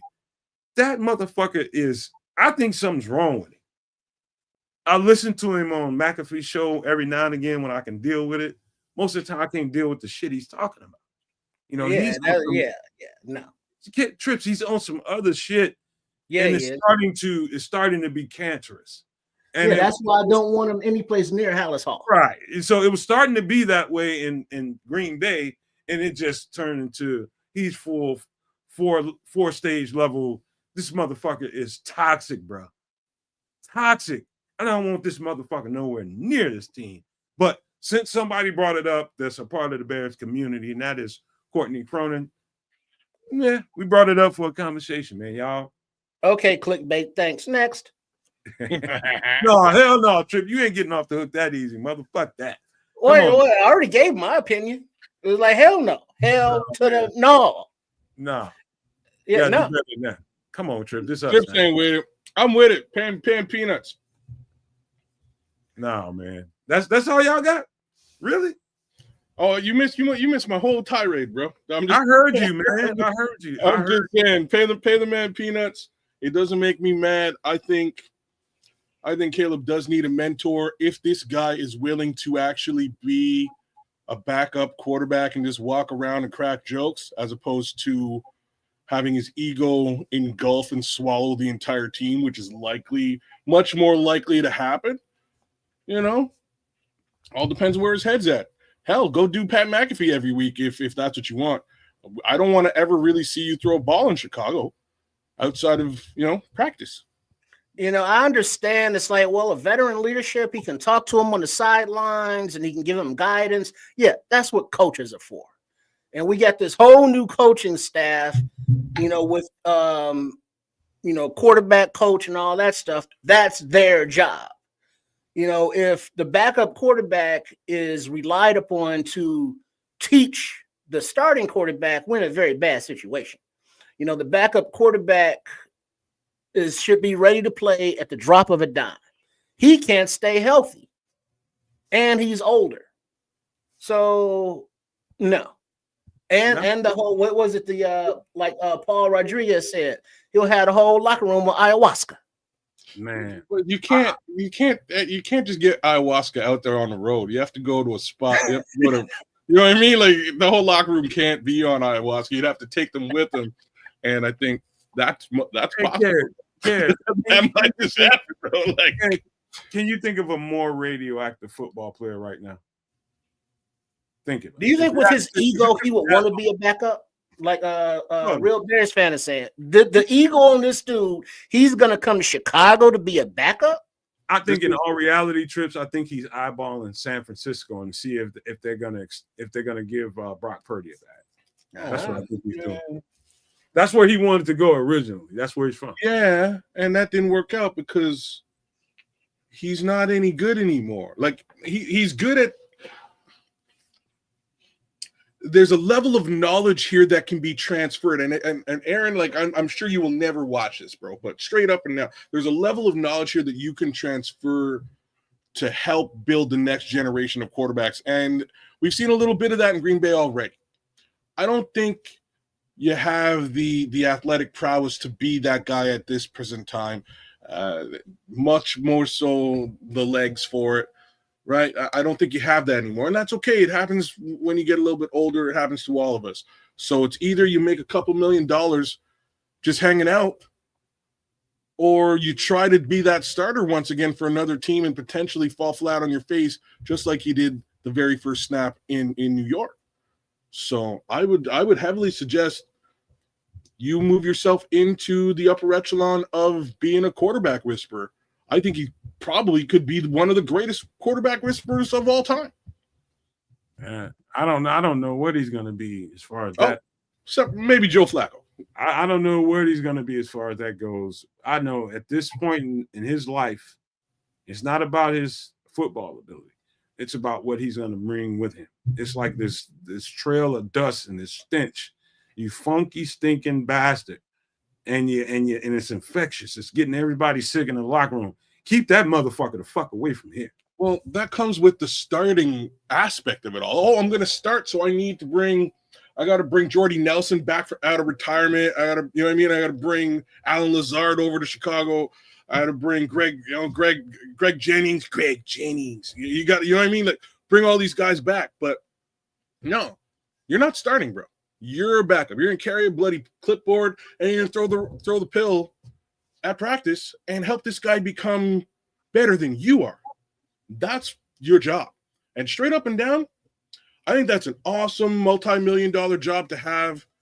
Joe Flacco been killing it. You know what I mean? I'm just saying that's what Joe Flacco basically. He can come out there and give you a couple of games. He can. I'm not expecting that Aaron couldn't, except he might get hurt. Facts, right? So if that's a consideration, make your money, Aaron. You can go anywhere and do that. All right. So this situation I'm about to bring up right now is a little bit more tight than this. This calls for a little bit more nuanced conversation, man. And this one, and I'm gonna try to keep it. You know, I'm a football player in my heart. I'll always be that. Peace, But Chris. I'm gonna definitely bring you that take, and I'm gonna definitely give you another way to think about this. But this is new, and this is not new in the news, Trip and Kedz. This is old news that just became new news again. Remember this that happened with the Dolphins about 10 years ago? This whole thing with the bullying scandal that happened down there with Richie Incognito and the rookie Jonathan Martin. And let me get this out in the open before I let everybody go. Number one, Richie Incognito's a piece of shit. Put that out there in the open. He's a piece of shit. You open it up. I love it. Keep going. He's a piece of shit. And so let me get to the point. Jonathan Martin recently came out and kind of recanted the accusations he made, or that the accusations that were made against Richie Incognito at that moment. This is about 10 years ago, and he made, it turned out to be a bullying situation. And I'm going to expound on it a little bit more after I get you guys' take, but he came out and kind of recanted the statement and was just like, it really didn't go down like that. I didn't really mean it that way. I ain't going to give you verbatim what he said. It's just irrelevant to me at this point. He just kind of recanted what he said, and he accused kind of Richie Incognito of being a bully. And Richie Incognito there's text out there in the atmosphere. I can probably pull him up if I wanted to right now. He's talking shit about him, talking about shitting in his mouth, talking about, calling him a mixed piece of shit, calling him the N-word. All of that shit's out there. So Richie Incognito forever is going to be a piece of shit to me. But I have further comments about this whole thing after you guys have your takes on it. I do believe that there was bullying going on 110%. It's sensitive to me because of some of the stuff I've seen as a football player, whether it was in high school, college. I've seen stuff, and I can understand Jonathan Martin, you know what I mean? And so I'll just refrain from what I'm going to tell you guys later and just let these guys have a take on this. Man, Martin is what, like 6'7", 300 some pounds? You better tap that fool in his jaw. You know what, Martin? What is you crying about? You being bullied? Get your big ass in the ring and step to Richie like capital T, soft. Soft. Yeah. Bro, you're Go right with there. that.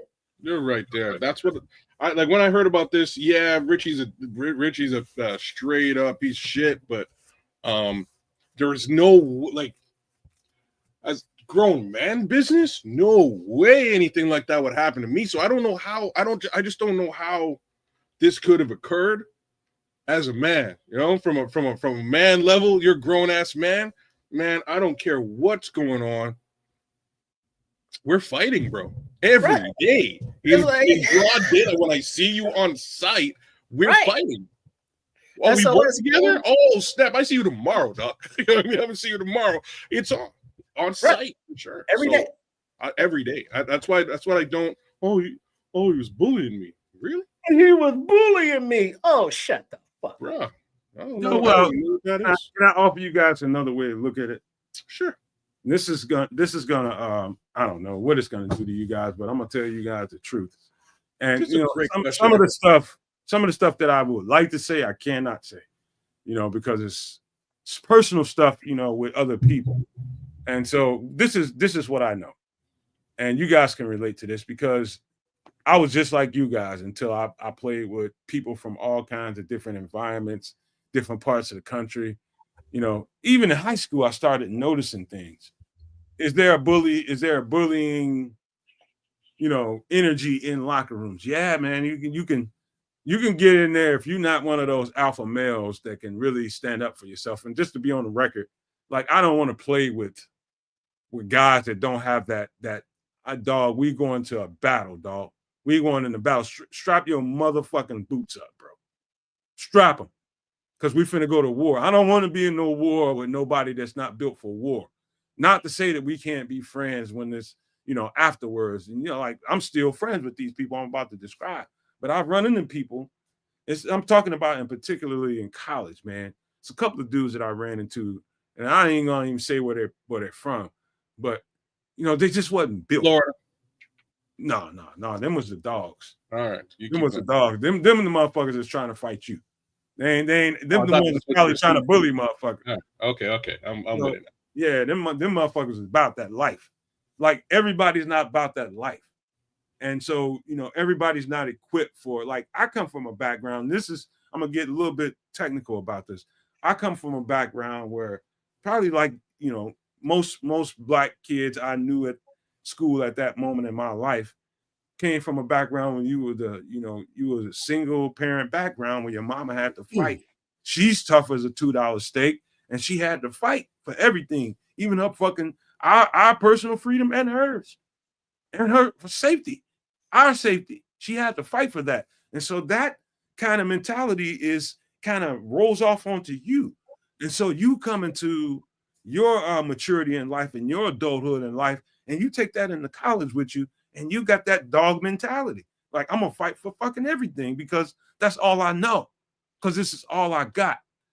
And then what I'm trying to get to is you run into people when you get to school that don't come from that background whatsoever. 2-parent home and just really never had the want for nothing, need for nothing, and just have a different mentality when it comes to everything.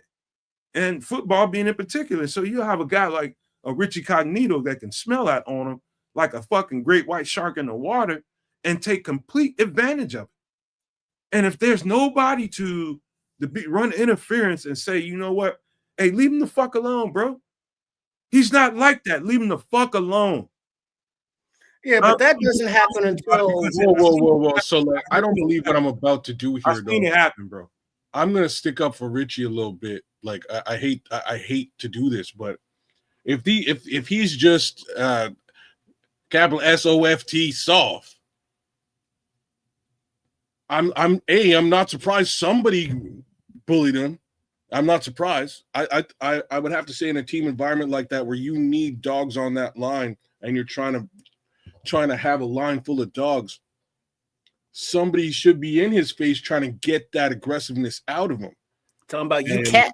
I'm sure they did, Kedz, but I think it went to another level. Oh, it definitely. This is where I'm about to pull back, right? Like that's about as much as I can say to back up Richie.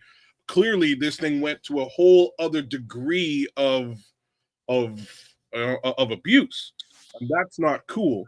But you know, I don't know, man. I do have to see in that situation. You want the guy beside you to be just like you're saying. You want him to be a warrior, and you're going to do what you can to help him be that warrior.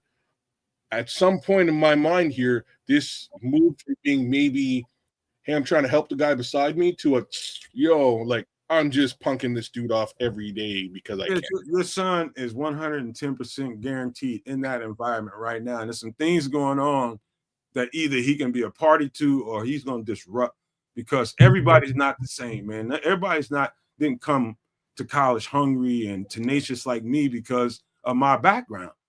You know, if any one of us would have went through what I'd seen in my life coming into college, you're going to be a hungry, tenacious motherfucker. Don't worry about me when I'm in a fight with a bear. Worry about the motherfucking bear. You know, everybody doesn't have that mentality because they didn't have to fight for it. You know what I mean, Trips? It's just not the same. And I'm no less a friend to those guys that I can talk about here without getting into particulars. I'm friends with them now. And I love them because I respect, you know, they're not the same. They ain't cut from the same cloth, bro. Well, but you know, growing up in Inglewood, it's like you learn how to take care of yourself or people will, you know, take advantage of you. And that gets physical. I think it was either Michael Jordan or Kobe Bryant that, you know, said that they would go after their teammates to toughen them up. You know, Jordan definitely did with Steve Kerr. He definitely did. Yeah, you know, to see what you got. Where's that? You know, if you can give it to me in practice, I know that you're gonna give it to the opponents in the game. Mm-hmm. And if you're on a football team and there's, you know, a cat as opposed to a dog, and a dog is picking on them, you know, after a minute, you got to look at the cat and be like, you ain't gonna stand up for yourself. And it's like, all right, Richie, leave him alone. He ain't even built like that. And then now Martin is looking like the biggest puss in the locker room. And he's tired of wearing that, Trips. He's tired of being the big 300-pound motherfucker. Then he should have tapped Richie's jaw in if he's tired of it. He ain't made like that. I understand that now. Then what's he tired of? Being called soft? He don't want to be. He don't want nobody calling him that shit. And but he is. He is. You ain't lying. But God, dog, it's not an indictment to me because I understand some people just not made like that, bro. Well, but it's not an indictment. But don't be mad if you're soft and somebody calls you soft, because now you're just being more soft. Make them stop calling you soft. That's how you do that. That is, man, dog. I just know some dude. Let's just say he's from the Oklahoma region. One of them that really sticks out to me that I had to tell him. There's two of them that I told my first semester. And, you know, I met this cat, the Oklahoma kid. I met this cat. I met his parents, man. When he came up, he left after the first semester. And I met his parents. And as soon as I met his parents, I knew right away. I'm like, okay, it makes all kinds of sense then. You know, it's just, you know, he grew up in a 2-parent home, and they, you know, that middle-class family, that traditional middle-class family. Yeah. And it's just, you know, he grew up with a fucking, you know, a nice bike and, you know, riding around the neighborhood. Nobody's trying to take it from him. You know, that kind of motherfucker don't really necessarily translate to what you need on a football team when it comes to a goddamn battle, you know?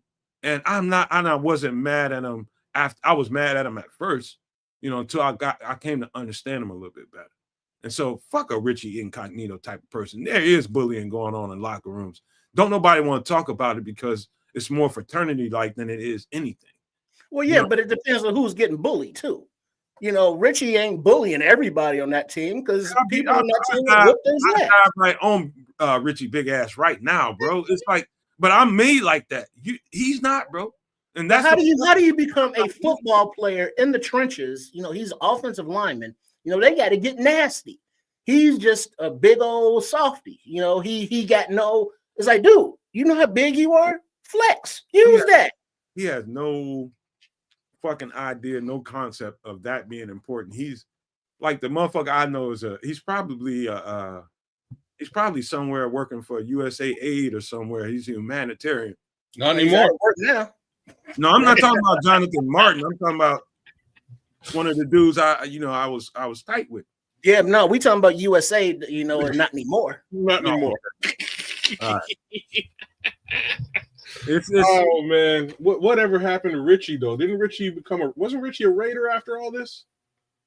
Isn't that where he went? Yeah, he ended up being a Raider after about a year or two of trying to let that storm blow over. Well, yeah, didn't he play under Chucky? That kind of fits. Bro, he did. He beat us. I'm just remembering now. He was one of the main reasons we lost that Khalil Mack revenge game. Like Richie Incognito, in a football sense, is a motherfucking animal. That's the kind of trench monster you want with you when you go into battle. Versus a Jonathan Martin, he's not built for the battle, and you know that was exposed. And a motherfucker like Richie Incognito took full advantage of. You know, it's just like I told you. It's like some kind of fish gets cut out in the water, and here come the big guns to devour your ass. And that's what Richie Incognito really took advantage of this kid. When you said fish, I thought you were talking about prison. My bad. That too. It's that kind of mentality. You got motherfuckers like that really smell like I smell that thing. You know what I mean? And they coming forward. You know what I mean? And they're gonna really try to break you. You know, this is a real truth, and I didn't realize it fully until I went to college, man. And there's a real hierarchy when it comes to locker rooms. Real hierarchy. There's, you know, I didn't get to experience the NFL, but I know it exists because college is the same thing. It just probably goes to another level when you get to the NFL. It's almost like a fraternity. I got a burn on my arm right now for becoming a part of that fraternity as a college football player. Well, you know, I think a lot of what a problem is today on these teams is the NIL money. Because you got these, you know, college kids now coming to the league as millionaires. And they don't think their shit stinks. You know, until they get with the professionals. And the professionals are like, yeah, we're going to man you up, little rich boy. You know what I mean? And it's the softness of today's college not graduates, because not all of them graduate, but college draftees, you know, they don't have the same team mentality. Not all of them, but many don't have the same team mentality because with the NIL and the transfer portal, they're not there at one campus long enough to build relationships, build those bonds, and learn things. You know, they're bouncing around and they're going pro. So they're pretty much individuals. They're not team guys. And you got to train these kids to be team guys coming in the league. And some of it is, you know, toughening them up, maybe even not bullying, but what do you call it? Not horseplay, but there's a level below bullying, but trying to toughen them up. You know, when you used to, you know, take guys to the goalpost kind of shit. It's a thin line, though, Trips. I ain't gonna lie. Yeah, very thin line, very thin line. And people who have, you know, had it done to them usually do it more, you know, as they go along. But there has to be toughness inherently within a person's demeanor. I mean, we see a lot of professional football athletes that be like, yeah, very nice guys, very soft-spoken, generous in the community. But when they get between those white lines and it's time to play ball, it's like, yo, don't put your hand in front of their mouth or you pulling back a nub. And so that's in them inherently as football players and the toughness. You know, Martin and a lot of these kids coming out nowadays, they just don't have it. Trips, I'm gonna share something with you guys right quick, man. And this is very personal to me because, you know, I think I told this story before on the network.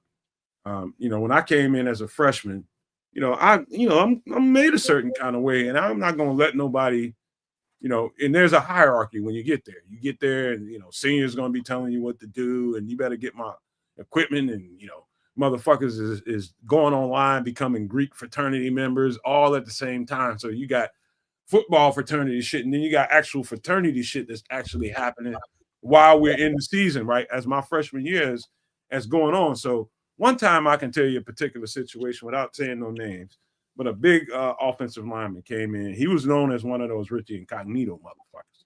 He was one of the stay-ons. We came in, and my class kind of really took over the team because they kind of flushed out all the people in a coaching regime change. You're going to get rid of a lot of guys so you can open up some scholarships to bring in the players that you want, right? So you're going to have that. And so one of the guys that was stayed on was one of those big nasty motherfuckers like Richie Incognito. And he was going around the locker room just basically running around seeing who he can try. And we in the locker room, and this motherfucker came and was talking shit to me. And I was just like, look, man, I don't give a fuck who you are. And I'm not trying to portray myself as this big bad mother. No, it ain't that. It's my mentality. And, and people got in between us and shit. Ain't nothing happened then. But we in the dorm one time, and he came out. It was motherfuckers in the hallway partying, everybody drinking, motherfuckers out there getting haircuts and shit. The whole dorm floor was just taking over, and with music going on.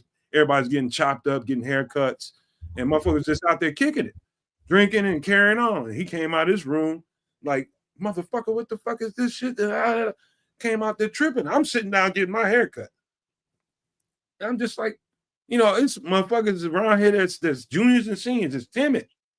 And I'm this little bitty motherfucking 180-pound fucking cornerback. This motherfucker's every bit of 320-something pounds. And he came out there talking shit. And I popped up out the chair. I was like, I told him again, I said, motherfucker, I don't give a fuck who you are. He's like, and he started talking shit, and I just stuck him. Popped him right in his shit. And before we can really, really tie it up and lock it up, there's motherfuckers in between us then. And I was ready for him because he was talking shit like, motherfucker, this ain't the end of it. We finna go. And I was just like, motherfucker, I ain't scared of you. We do this now. Motherfuckers was in between us. So he sees me coming into the facility one time, and he hops out the car and started running up. And I just knew we was about to box. And so I just threw my shit down, threw my bag down. I'm just like, let's do it. And he was just like, no. He's like, dog, I respect you. I was like, what? I was like a dog, like just heard some shit that he didn't understand, like tilted my head, like, what? I'm ready to fight. You know what I mean? And he's just like, dog, I respect you. He said, because nobody else stood up to me. And, the conversation with it, we can get into all that, but it ain't worth it. We just had a good conversation. I still don't like that motherfucker, because he's a piece of shit like Richie Incognito. Why are you doing that? You know what I mean? It's not necessary. Like some of the people that don't belong in this environment will get flushed out, bro. You can try to fire them up all you want to. Everybody try to fire these motherfuckers up. But it's obvious after a certain amount of time that you ain't cut out for this war. It's a war. And if you ain't cut out for it, it's time for you to do other things. But the way he went about it was really irritating to me because I don't like bullies, bro. It's been my whole life. I've been like that. And so I just had to share that, man. And I wasn't scared of that motherfucker whatsoever. He'd have probably demolished my ass if he'd have got his hands on me, but I wasn't scared. That's what things go a little bit sideways with this little story for me. And I think, and again, I hate to stick up for Richie, but I think he was bullying this guy with purpose. And I'll give him that. I know he was, Kedz, but you know what I mean? I'll give him that slight benefit of the doubt. Did he go way too far? By all stretches of the imagination, yeah, I think he did.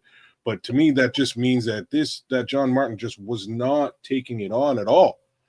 And if you're in the face of a bully type situation and you can't man up and you're actually shrinking because of it, becoming lesser of a man, then MC Fact is asking, so why did Martin recant the story? I that's a great question. I don't know. I have a feeling it's like more along the lines of what I'm saying. He doesn't want to be known as a 300-pound pussy. Too late. Well, sorry, bro, but you know what I mean?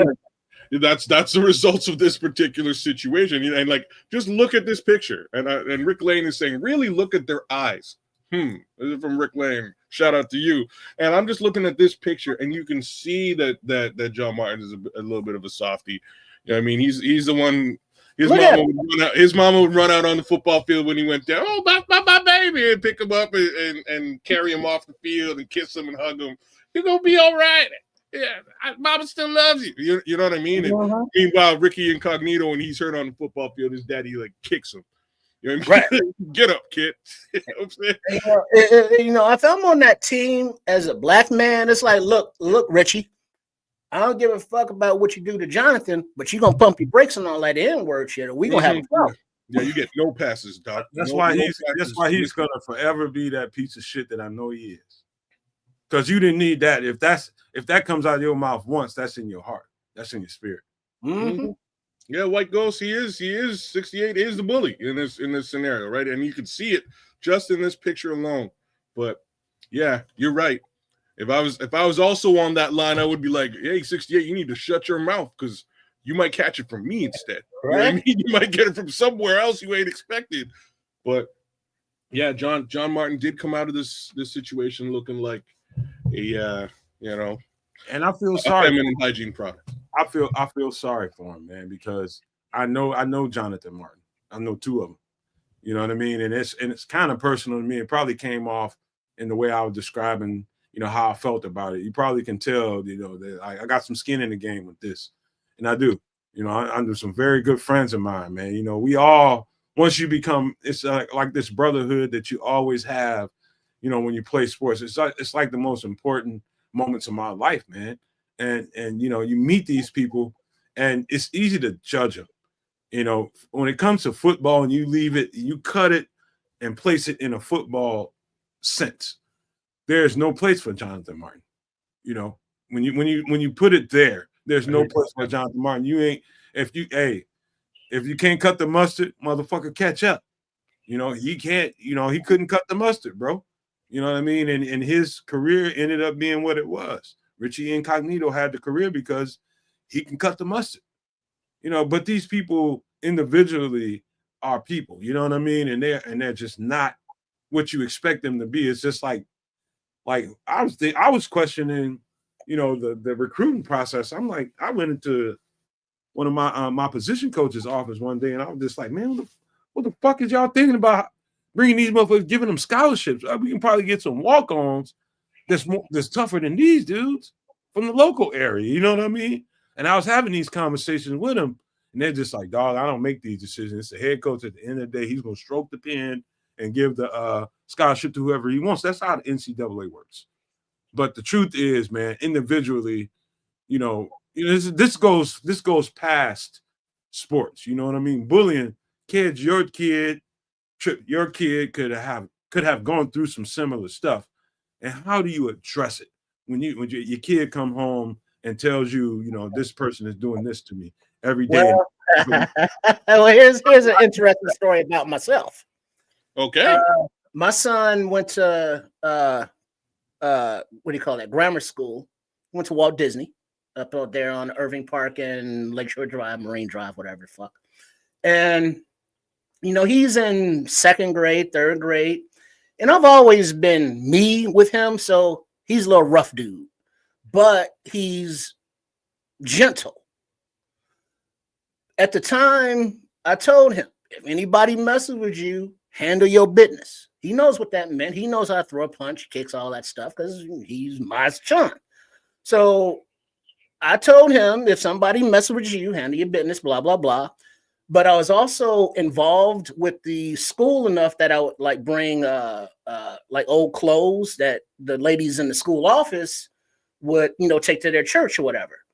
And we had a conversation with the office ladies, the administrative people, and something came up about a fight or something. And I was like, yeah, just so you know, if somebody bullies Braxton, y'all gonna call me because he's gonna handle his business. And now these are public school, teacher administrators. They kind of looked at me like, what? I was like, yeah, I'm with you. Yeah, I was like, yeah, he's not gonna be bullied, and he knows that. And then I looked at them like, y'all got a problem with that? And they looked at me like, yes, sir. It's like, nah, my kid ain't gonna be nobody's damn punching bag. Fuck out of here. Hey, you know what? Public school is a vicious place. When you ain't got what you need. When I say what you need, it's like there's a salt of the earth, man. People who really like, I take no Baseball. like kids. There's you got a lot of people in the United States, these little young kids that really try to turn, growing up in the trenches, as they call it nowadays, people that grow up in the hood and turn it into some kind of glorious thing. Like I came up in the trenches, like the motherfuckers that really had to go through real shit like me. You don't fucking glamorize that, because at any given moment, your life could be gone. You know what I mean? Everybody's trying to get the fuck away from this that really went through it. You know what I mean? It's like you don't really glamorize that. And people that grow up like that have a certain mentality, and those type of kids probably are more successful, like in the NFL per se. You know what I mean? Like those kids that grew up with pretty much everything being handed to them, you ain't gonna really fare well in the NFL, man. You're gonna get eventually they're gonna smoke your ass out. They're gonna see you for what you soft ass motherfucker. Ain't no room for soft when it comes to this shit. This is a fucking war. And I keep telling people that, like, when you play this game, you end up at the end of this game, it feels like your body has gone through a complete fucking war. That's what it feels like. Well, speaking of, I guess we're done with these dudes, but who was it that just saw in the chat? I think it was FFG. It's like, who would you sign in free agency in extra cap space? And based on like who's being cut and released, I saw something earlier about. You can take that down, Nomad. I saw something earlier about dude that went to college with Swift. What's his name? Nick Chubb.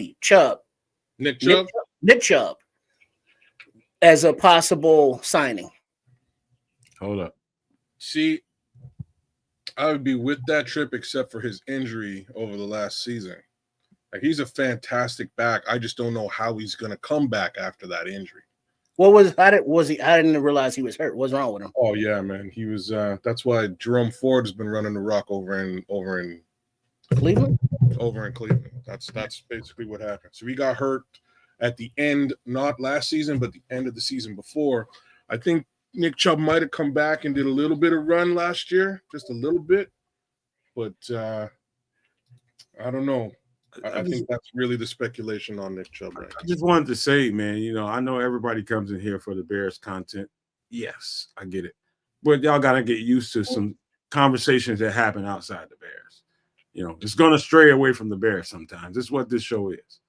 And so for everybody so you understand when you come in here and watch this show, and all the people that are fans of this show, just know that it's going to stray away from the Bears. We got to have other conversations. I know we had a whole bunch this evening, and y'all want to talk about some more Bear stuff. So let's get into it then. What would you say? He said ACL. White Ghost said Chubb had an ACL. So he had an ACL. He started 8 games last year. 102 rushing attempts, 332 yards, which is pretty low for him. He only played 2 games the previous season with 85 yards. So the question is, like, is he back, and is he back at like Nick Chubb level form? If he is, I'm a little bit interested, but I would say I'm more interested in a Dameon Pierce. I'll say that. Yeah, I'm gonna ask you guys an individual question, and this is because we all have our own personalities, as my coach used to call them, persnickety. What about this Bears conversation? I'm talking about, in the environment of Bears conversations. You're talking about Trey Smith, you're talking about Caleb Williams, you're talking about this, you're talking about that. All manner of conversations that happen when it comes to the Bears. We talking about playoffs, not making it to the playoffs. Is there any certain thing that really irritates your spirit? Think about it before you answer. But is there something that is in these conversations? It could be about the amount of money that somebody could be talking about paying somebody. Anything that really irritates your spirit is like, hold on, what the fuck is this? Is there anything? I'll go. I addressed it a little bit earlier on, and it's the capital. I would like him to, Ryan Poles came in here and he said he wanted to build through the draft. I'm with it, bro. Do it. You know what I mean? I wanted to do that. I want him to build through the draft. I'm not saying don't spend money. By all means, spend the money on the free agents that you see fit, but do what you can to retain as much of that capital as possible. Because, a fourth rounder for Keenan Allen last year made zero sense to me. I'll just be completely honest about that one. I'm completely lost. Did you need a wide receiver? Not really, but you got one. Cool. But you could have got one with and kept the fourth rounder. So what you're saying is basically how Ryan Poles is using assets. I think that's what it is. Specifically draft capital. Assets, right? Yeah. Okay. What about you, Trips? What, just like the view of Poles and his job? Well, just anything in these Bears conversations. I kind of know you a little bit, Trip. You could probably say, this conversation is like the Aaron Rodgers conversation was totally ridiculous. You know what I mean?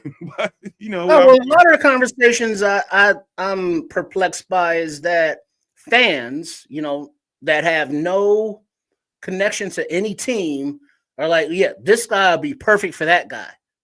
And it's like, okay, cool. But then when it's just absolutes, as in like, yeah, we gotta, we sign these offensive linemen, then at 10 we draft Genty.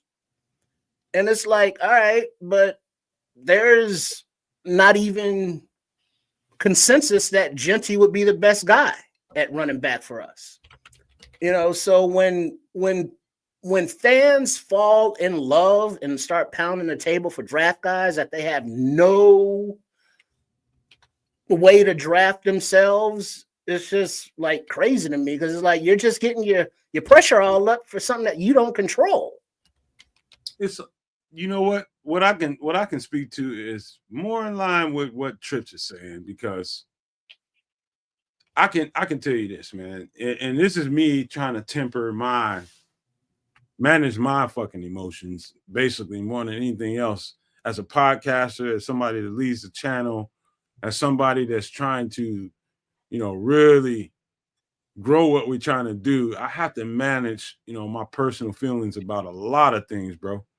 A lot of things. And one of them is, what really irritates me is I think the fan base gets ginned up by the most popular podcaster, or 2, 3, or 4 of them that really, really they know they're the popular ones, and they really put their foot on the gas and try to gin you up. But and understand what I'm saying to you. I get upset because I know what their intention is, to try to really gin you up and keep you focused on a certain thing, and so that when it fails and it doesn't happen, they can say, "Oh, look at this." You know what I mean? And it's just a perfect fucking setup. And I look at some of the shit, and I'm just like, don't click on this shit, dude. Stop clicking on it. Don't fucking look at it. That's my personal little beef right there. I'm not going to go no further than that, because it's going to get X-rated. But god damn it, if y'all don't stop clicking on some of this shit, it's fucking setting you up. It's clickbait. It's clickbait. They're not having legitimate conversations. They're gauging what they think you want to talk about, and they're feeding into it. You want to talk about Trey Smith? Every fucking thumbnail I'm going to make will be about Trey Smith. That's the shit that irritates me. It's like, stop fucking falling for it. Quit clicking that shit. This corporate shit. This is corporate shit. And you spend your money on it, and you got great fucking content creators like us over here that you don't spend money with. That's irritating. And not that because I'm trying to make a dollar amount. It's the fact that you would sit there and go and just be a lemming and fall off that cliff. Come on, dog. Most of these motherfuckers don't know what they're talking about. At all. At all. They just know what you want to talk about. That's it. That's the lick. Come on, dog.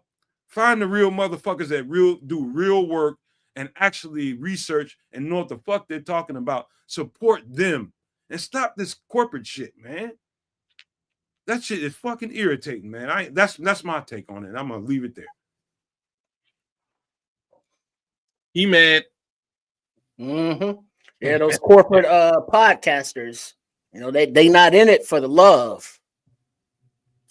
Somebody got to make money in this piece, so I can't even take shots, man. There's no soul. I just wish that was me. You know what I'm saying? That's really all I can say about it. And I'm gonna be real.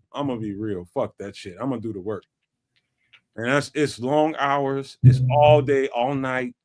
If you want to be real about what you do over here in this Bears content creation, have a conversation that you know what the fuck you're talking about, not what the fuck everybody else wants to talk about. Say the real shit. Everybody's talking about Trey Smith. So make the next thumbnail about Trey Smith. Great. Everybody's fucking doing that. But have real conversations about what the fuck the value is. And you know, sometimes you got to talk to yourself if necessary. Man, dude, I'm doing that right now. Mm-hmm. Yeah, it's irritating, bro. I ain't gonna lie to y'all. But anything else y'all want to talk about before we get up? I was going to say let's do a mock draft, but I know y'all ain't down for that right now. It was 11:30 again, a little bit late, but that's never stopped us before. We can. Well, okay, all right. I haven't done a mock draft yet, so I'll do it. But you two fuckers got to stop arguing over who I'm gonna pick at what position, because y'all pounding the table for something. Motherfucker, you couldn't see last time we was doing it. What the fuck you talking about? Trevion.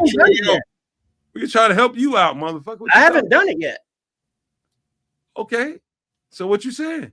No, I'm saying Chef Trips did it. You want to do it? Yeah. I'll knock it out real quick. Talk to Kedz. He's your Huckleberry. Mm-hmm. I am the Huckleberry.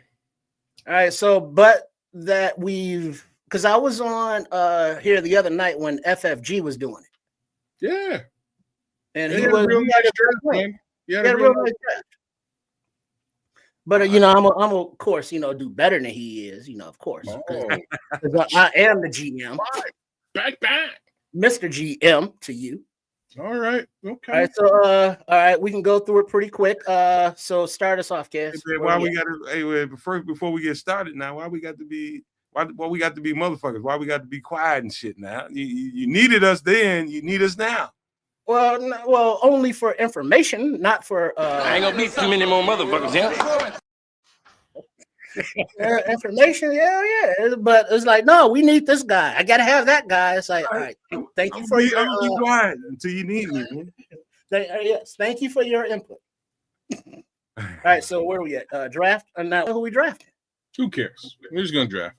Okay. If we do the full off season, we'll be here all night long, man. All right, go ahead, enter. We're just gonna run the draft. Boom. All right, where are we at? We started 10, right? We are starting. We are at 10. What are our offers? First offer is at pick 10. Pick number 30, 56, and 62, and a second from the Buffalo Bills. Mm-hmm. A little bit. Okay. Tampa Bay's offering pick number 19 and pick number 53. Mm-hmm. The Philadelphia Eagles are offering the 32nd, 64th, 96th pick, as well as a second and a third. Who are they coming up for hot like that? Who's at the top there? Michael Williams. Yeah. Malachi Starks, Pierce, Warren. All right. Yeah, I don't know none of these fuckers. All right, so let's look at those trades again. Yes, sir. Because we need multiple. Like, pick 30 is way too far back. Next. I think this is probably right there. Go with this one right here. All right. Because we got to get some extra draft capital. I agree. No, don't want that one. Next. 20. Ooh. Dropping another was at 8 spots and picking up 59. And 59 is less second rounder, isn't it? It's a second rounder, man. It's just before pick number 64, which would push you into round 3. All right. So first round and a second round pick. You're losing pick number 242, but that's likely your last pick in the draft. So you're y'all boys keep an eye on the chat. I'm just gonna push shit up and shut the fuck up like y'all want me to. Well, we didn't FFG. We didn't do free agency because we're not gonna be here all night. But obviously, I can't do the entire off season if we're not doing free agency because we haven't signed any free agents. So I'm just doing the draft. We're gonna call a little audible here. So this may not be the full off-season move as Triple R would do it. And yes, I just referred to myself in the third person, but it's all good. All right, let's take this trade as well. The Baltimore. Okay. Baltimore. Boom. No. Or next, rather. 27-43. Now, in real life, with that second round pick, that's juicy, but don't give a shit right now. Next. What does that say? 55-86. Nah, we'll choose here. Reject all. All right. Simmons. Blah, blah. Let's look at edge.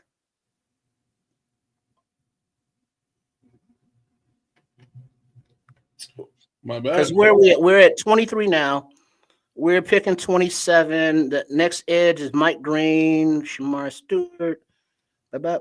Scroll Jackson 10 52. All right, let's look at offensive guards. I'm not taking one now. I'm just getting a look. Mellum, Jackson, Fairchild. Scroll. All right, tackles. Just get an idea here. Get a little flavor.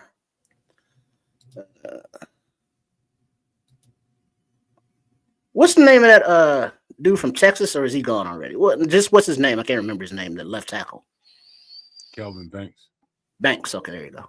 Yeah, all right, cool. We just went just before. Yeah, I just remember Texas. Pretty early. Yeah, he went pick number 13 just after us. Okay, go back to all.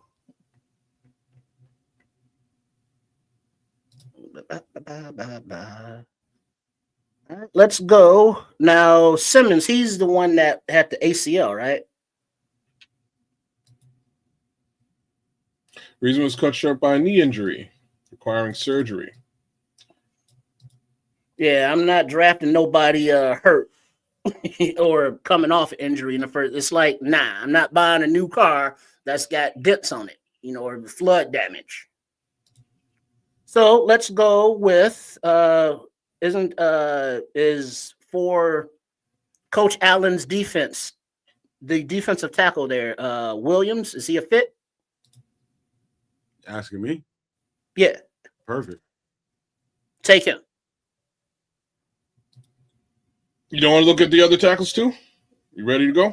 Don't try to pour into him. Let him do what he's gonna do. I'm not telling him to do anything. I'm asking him if he wants to look at the other me a particular question. No, right there. Take him right there. Tyleek Williams is a Chicago Bear. All right. What is that? Wait, 29. Oh, hell no. 40 and 259. What is that? 45 third? No, thank you. Who are they coming? Oh, they're coming up for Mike Green for real. All right, reject those or hide, whatever. All right, where are we at on the board here?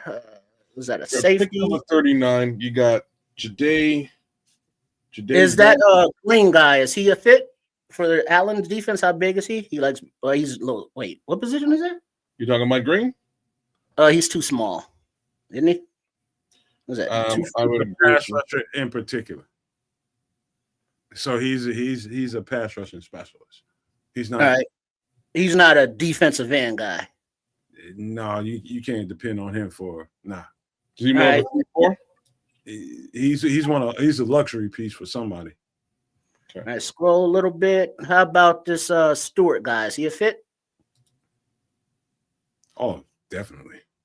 Take him.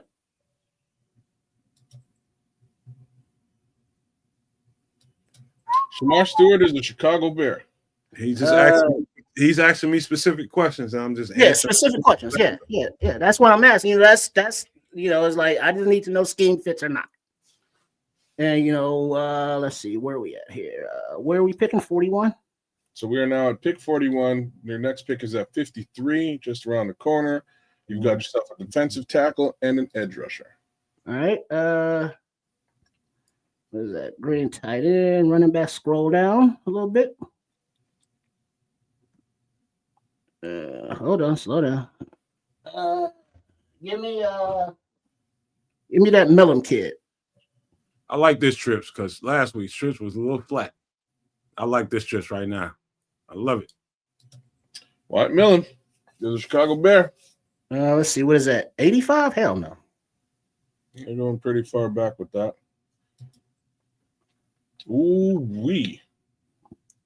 All right, tight end, wide receiver is another edge. Shots fired. Pow, pow, pow. FFD talking shit. Get him. Get it. Get his ass. Scroll a little bit. Because what is that? Tight end, wide receiver, edge, D tackle, wide receiver. All right, this hold on. Go back up a little bit. I just saw Ohio State in there somewhere. Offensive lineman. Where'd he go? Donovan Jackson. Is he a fit? Or is a tackle guard. You could consider him either one. So what do you think you need right now? Didn't we just take we took 2 defensive linemen, right? And let's look at what you got so far. Look at the what he's got so far. So he's got Malik Williams, defensive tackle, Shamar Stewart, edge rusher, and Wyatt Millam, offensive. Show me the measurables for that Ohio State guy again. Sure. The tackle and/or guard. Where'd he go?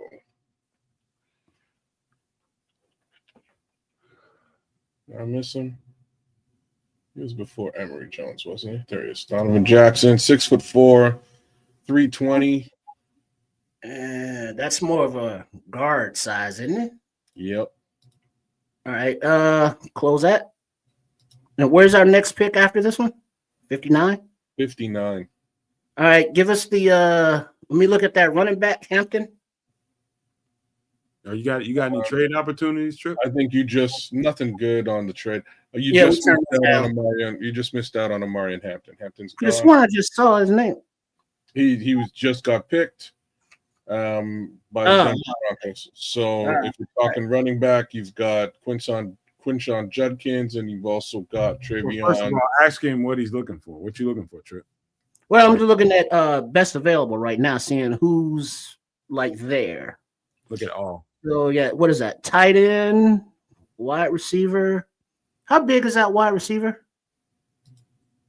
You need a big wide receiver. Any thoughts on Trey Harris, Nomad? Not right now. Hell no. Not when you got Landon Jackson sitting there. You probably got Savion Williams sitting there. You probably got a couple D tackles. Yeah, go back to all. What's that? Wide receiver, edge. Scroll down a little bit. Walker. Blah, blah, blah, blah. We took one guard already. Slow down. Let me see that. Just show me offensive tackles. Where are they at specifically? So first one on the list is Emory Jones, 6'4", 312. So I would likely kick the guard. He's probably a guard. You know what I mean? Yeah. So let's see just offensive tackle in general. Emory Jones, Holland Pierce. Yeah, you're kind of getting into the weeds. Wait, scroll back up to the top a little bit to the very first one. Let me see that. D Rocket Dream Burns says start all over, cuz. Let me see Jones's measurables. 6'4", 312. These are all these little short dudes. You know, I wouldn't call that an offensive tackle. He's not going to have the length in the NFL. Yeah, that's what I'm saying. And then the next tackle is we're good with tackle. Center, where are those at? Where are we at in the second round still? Yeah. So center doesn't start really in this draft until pick 111. But Jared Wilson is your first center. He's a little bit smaller, but he's the top-rated center. Oops. Mm-hmm. All right, got you. All right, we good. Because isn't that the guy that USC? He's good, right? The Monahan. Well, I'm not sure if he's better than Jared Wilson. He's rated the third. Well, but is he good? But he'd have familiarity with Caleb, which is a good thing there too, right? Mm-hmm. All right, go back to all, please. Shout out, kids. Did you say? No, I did, bro. I got your offseason in full. I got your draft in full as well. Show me that tight end, the Harold Fanning Jr., 6'3", 238. Debo Samuel type weapon. A relentless playmaker. They're giving him all kinds of props. He's good. But, Yeah, give us him. Oh, really? I'm. If you're looking for a suggestion, I would suggest Landon Jackson here. He's a steal here. Wait, go back to his. How big is he? Landon Jackson? Yeah. So Landon Jackson is your edge rusher. He's 6'5", 273. Now you got two guys plus Montez and Austin Booker. Mm-hmm. You're killing it on that line. But show me the other tight ends. The other tight ends specifically. Mm-hmm. Mason Taylor's real good too. He's a bit bigger, 6'4", 250. All right, where's the next pick after this one? 59. All right, scroll back up. All right, let's scroll down. Looking at what's available now, let's go with the Jackson dude. That should solidify the D line. I would have to agree with that pick. Kids, was that 97? No. 76 next year? No, reject. Yeah, these trades are a little bit raw. All right, where's our next pick after this one? 72? So next pick after this one is 72. We've got Harold Fanning Jr. still available to you if you're still thinking tight end. You've got running backs here. You've got Deion Walker at just a massive piece of humanity at defensive tackle. Well, I would have signed a free agent DT, so that should be straight. Go to tight ends again. Because not Walker, but Everett and Lewis are both gone. Yeah. All right, go back up at the top there on the tight ends.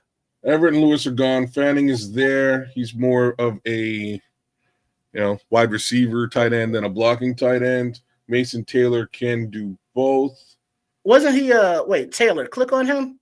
Wasn't he one of the targets for what's his name? Daniels? Yep. Okay. At LSU? Yeah. Yep. Yeah, okay. Yeah, give us him. All right. Wait. Where are we at? We are at pick 59, dude. Remember, that's Taylor. Go back to all. At 59 and but the line is straight. This Judkins, what's his story? Judkins is your Thunder. 5'11", 210. Decent running back across the board. No questions there. He backfilled for Travion Henderson, who was hurt last season. Came out, made a name for himself in Ohio State. Both of these backs are fantastic. Travion's more lightning. He's more thunder. Well, if we still have Swift, which I probably would have kept because he's under contract, he's already lightning. So we need the thunder, and this guy's a thunder. That is correct. Yeah, take him. Quinshawn Judkins, you are a Chicago Bear. Pick number 72. No. That's an ugly ass trade. Who wants that? 170? Hell no. Oh, they're throwing up a second for it though. And he talking shit to you, Trey. Duval. That's too funny. Yo, Let's go down a little bit. Is that tight end? Or is that all? That's all. This is Where all. are we at with the tackles and guards here at 72? So here's your picks. Or do you want me? Okay, my bad. So tackles and guards. Let's look at tackles and guards. Offensive tackles. Holly Pierce, Johnny Cornelius, Anthony Belton. No. All right, go guard. To me is Jalen Rivers, and he's a ways back. Oh, because FYI, in free agency, I would have signed Jackson at left tackle. Okay. So at guard, Tate Ratledge is solid. So is Dylan Fairchild. All right, go back to all. Miles Frazier is solid, but he's a ways away. Go to all. Yes, sir. Let's see. D tackle we don't need. We got a tight end already, right? Yep. This D tackle is 6'7", 340 pounds, though. He's a But monster. we're pretty solidified on the D line between what we've already drafted and free agency. Show me that safety though. Kevin Winston Jr. Any have you scouted Kevin Winston Jr. yet? No, Matt. Of course. What are your thoughts? You can probably get a better safety. Those are Show thoughts. us safeties specifically. What safety are you trying to drive? You trying to drive? Oh, okay. Lathan Ransom's right next. That's not a bad pick there either. That's probably where you want to go if you want my advice. Yeah, Wait, Ransom, show me him. no doubt. He's box and free. Yeah. Or is he all? Is that strong? Oh, strong all around game. Man, dude, that is everything you want. To Coverage and run support. Yeah, give us him. Because like Brisker, I love his game, but I just don't trust him concussions. Great pick. Drinking shit, some bath water.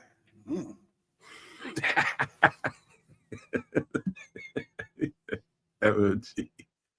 Stop being jealous, FFG. Let that man pick his shit now. Where we at all? All right. What are we at there? We took care of D line. We took care of tight end. We took care of running back. We took care of safety last pick. Scroll down a little bit.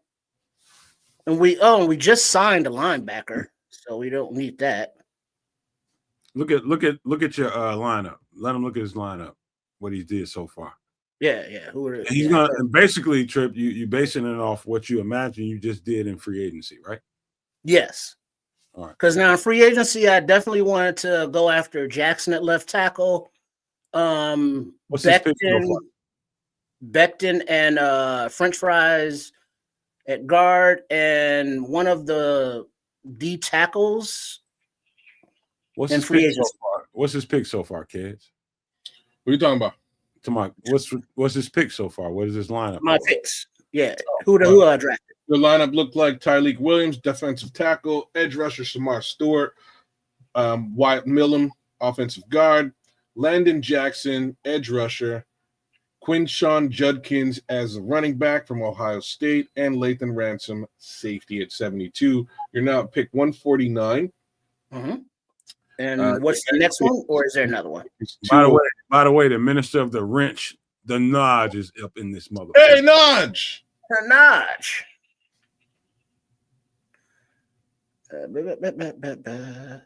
So your next pick is 204. I'm going to Right, where are we at?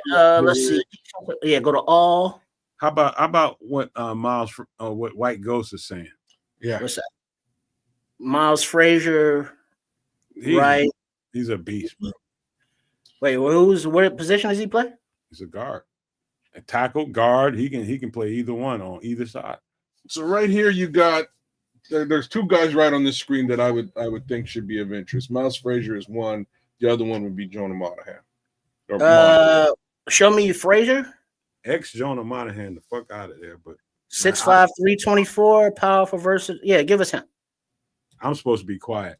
We doing this quick, fast, and dirty in a hurry. Kedz, you can run one after this too. All right. Trips, you can manage his ass. Make sure he don't do nothing retarded. Hey, it's his drag. Be retarded ass team. That's on him. This is true. Let's see, defensive tackle, linebacker. Because we how many more picks left? I think you got one pick left at 235. Yeah, so you're at 204. 235 is your final pick. All right. Wait, that Pegasus dude, he's pretty good, isn't he? KJP's. Hell yeah. That's what I'd call him too, but he is good. Yeah, let's go with 147, 6'2", 320. What you trying to get at? Nose tackle, or what you trying to get at here? Just best available right now. Oh, okay. Because we've pretty much covered everything else.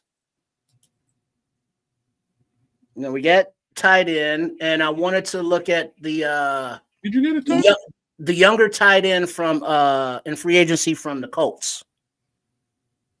I would assign him. So this tight end would be tight end number 3. Mo Alley Cox. All right. Yeah, no, isn't he the older dude? Nah, No. we're gonna have to rename you Minister of the Wrench, man. Look at what. Are we drafting or playing Operation? He says. Pegasus. You want Pegasus? Yeah. All right. Everybody needs a flying horse. 235. Boom. Final pick.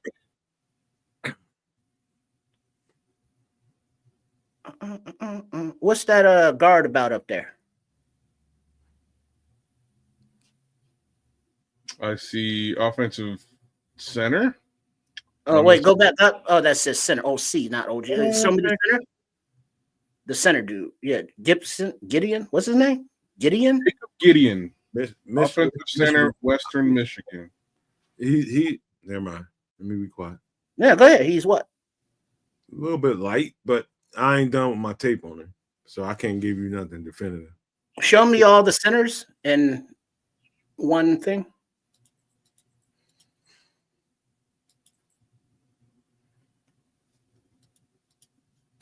So Jacob Gideon, Gus Hartwig. I'm not gonna butcher your name. No, Tuafono. No Foafia. Tulifono. Okay, all right, I got it. Drew Kendall, Eli Cox, Yeah. Torricelli Simpkins 3. That's a dope name. I like that name. Simpkins? No, Torricelli. It Torricelli. sounds like pasta. Torricelli. Torricelli. Go With the back red to- sauce. Oh. A little more. Give me some Alfredo sauce. Oh no, you want the Alfredo? All right. I like the Alfredo. Y'all gonna make me want noodles. Shut the fuck up, man. Go back to all. Oh man. So look, where are we at? We're at 235.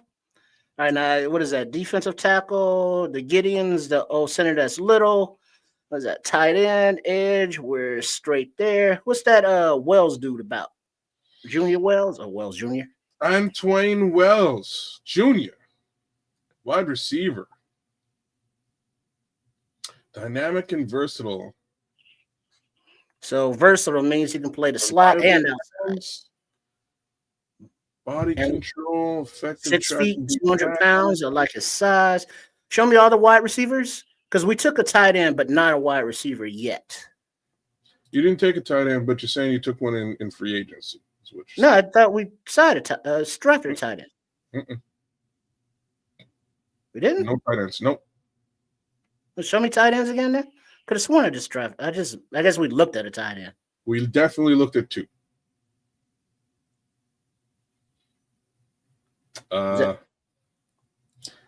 Yeah, I got no takes on any of these guys. Mm-hmm. Yeah, no, none of those dudes. Yeah, not like I would know him anyway. Yeah. But where that 236, but blah. Gonna be a lot of unemployed dudes. All right, go back to all. What is that? Hemingway is a D tackle. He's little. What is the Halls? Jackson Hawes, tight end. Halls. There we go. No information. You know anything about him, Nomad? You already drafted a tight end. I know that. No, he didn't. I thought he drafted Yeah, I thought you didn't. Yeah, draft that's what I thought. No, there's no tight ends that have been drafted. Must have Yeah. talked him out of it. Kedz talked him out of it. I thought you drafted a tight end somewhere around the 4th pick. Yeah, no, he went with I thought I Landon. did, but I think we went with the Jackson, the edge. He went with the edge rusher instead. And what you asked me about that tight end? If you were just familiar with him at all. Oh, Jackson Halls, yeah. Georgia Tech. You should look at all before you draft him. I would just say that. That's Yeah, where that we're is at. all. That's where we're at. All right, keep going. What looking at what you got, Trips? What do you think you need to really bolster up? Oh, wait, this is our last pick. Mm-hmm. Vincent, HBCU represent. Yeah, Ooh, that's a good one. it's a good pick though. Yeah, take him. And now we're done. Good pick. And Good developmental left tackle. I think that was FFG's last pick as well. Yeah, I was trying to get him off that tight end because I know some other guys, man. But that's a good pick right there, though, Trip. So what we got? Edge, we got defensive line, offensive line, got a running back. There ain't nothing wrong with this draft either. There ain't nothing wrong with it. So starting out, Tyleek Williams, 6'3", 327. Kind of, I would think more of a rotational piece for Jervon Dexter, but I think you're going to get a lot of impact out of him anyways. Shamar Stewart, now we're talking about the edge. Not a bad look at 6'5", 281. Question to me is really how fast is he? And you'd catch that in the combine before we got here, which is coming real soon. There you go. Hot and heavy. At pick number 41, you got yourself an offensive guard, 6'6", 315 pounds, Wyatt Millam. Not a bad look.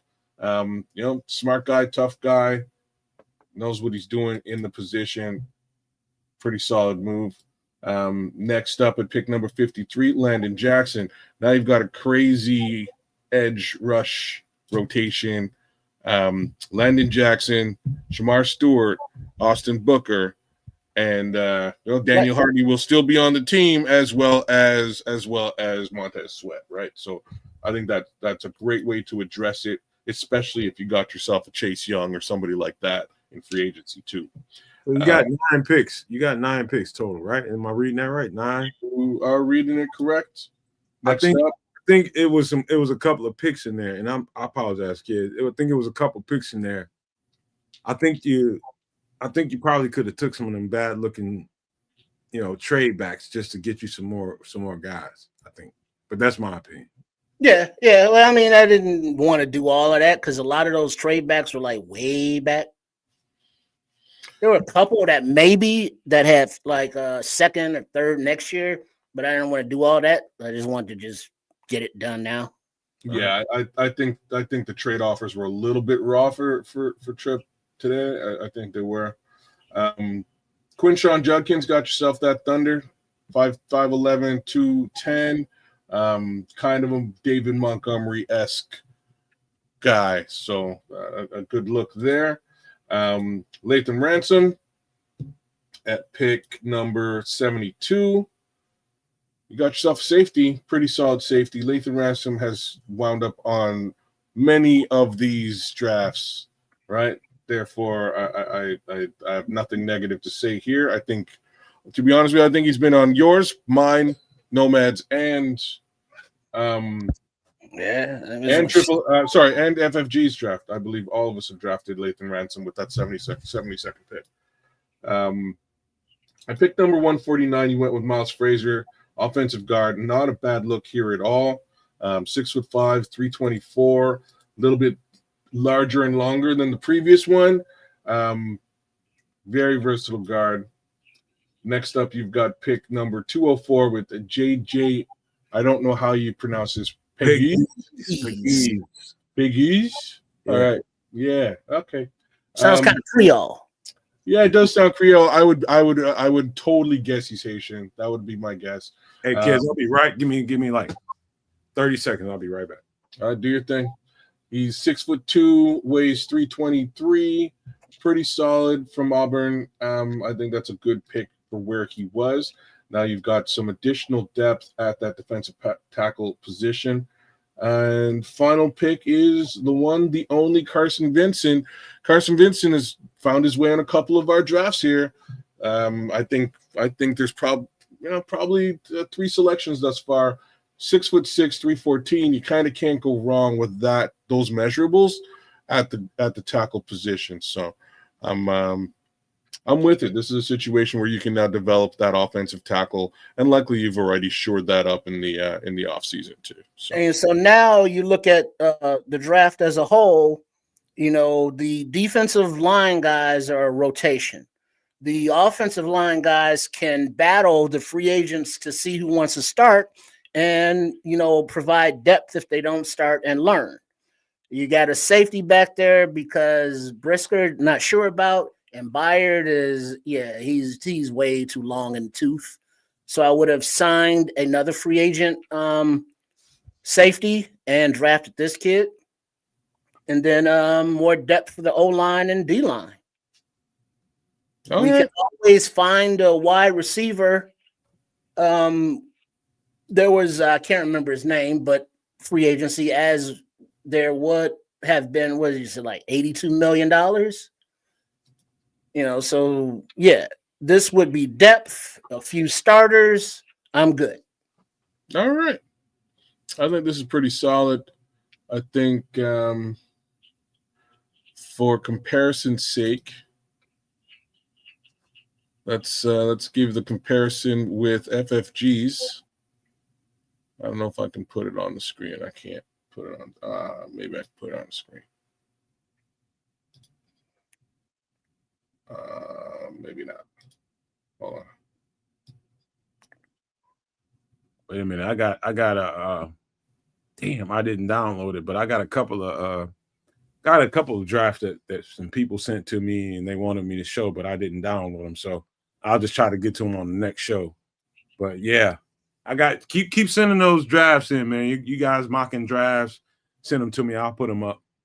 So this is FFGs. It's not a far cry from what you did here. I have to say that out loud. Sorry, FFG. I know we bigged up your stuff, but I think it was more the way that it connected to your offseason, I thought was really, really, really well done. So FFG's draft was Kenneth Grant at the 27th pick, Jonah Savainea, offensive tackle at 39, 41, familiar face Landon Jackson, 53, Caleb Johnson, running back from Iowa, 59, Marcus Embo, 72, Lathan Ransom. There's another familiar face.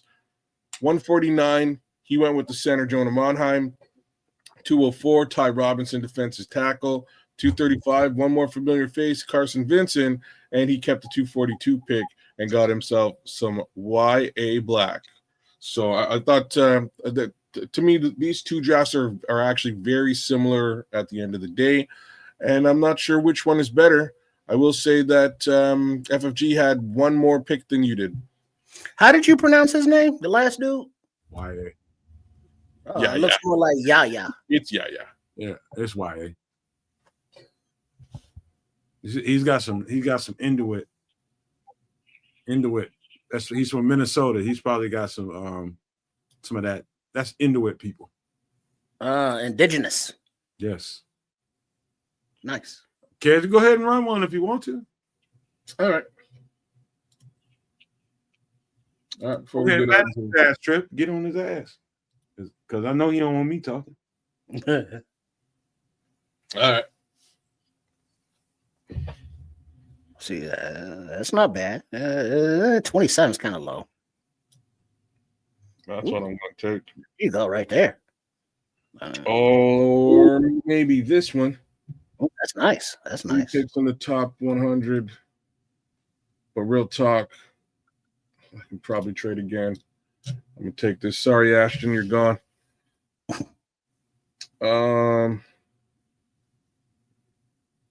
There's that Baltimore trade again. I think I'm going to do it.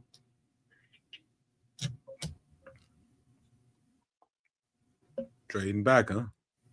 Couple times, got a little bit of extra capital. Well, there's the previous one that looked pretty good.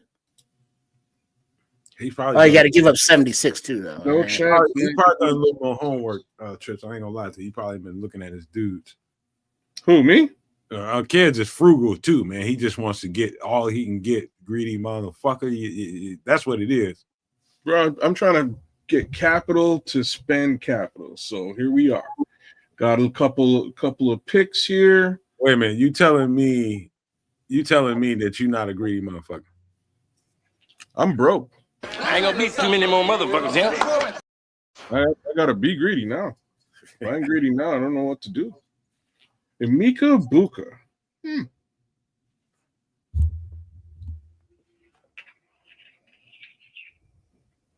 So there's your all-around wide receiver. Blocking capable too. Tony Parrish, he's a stripper nowadays. Tony Parrish? Yeah. Bring back Former, Tony Parrish safety. from retirement. Hey, if they paying to see the biscuit, let them pay. Hey. A That little money BBC action. Cam Williams. Yeah, I think that's what I'm gonna do. Tackle. What do you think of Cam Williams, Nomad? From Texas? Yeah. What do you got so far? Nothing. This is my first pick. It's a terrible first pick. Why? If you're trying to get at a tackle? Sure. Okay. All right. Take that screen Well, down. but I'm asking you, what about this specific tackle? He's a really good. He's a good player, but I don't think right now, given I know what Pro Football Focus is telling you, but I don't think he's the pick now. His other tackles are much better than him. Isn't it the first Williams? No. So there's already been a couple tackles off the board. So Will Campbell's gone. Armin Membo's gone. Josh Simmons is gone. Kelvin Banks Jr. is gone. You trying to get a tackle here? I'm trying to get really the most valuable player. And to me, it's either Tyleik Williams, Walter Nolan, or potentially Cam Williams. It's easily Tyleik Williams. If you're looking at if that's what you're looking at, it's Tyleik.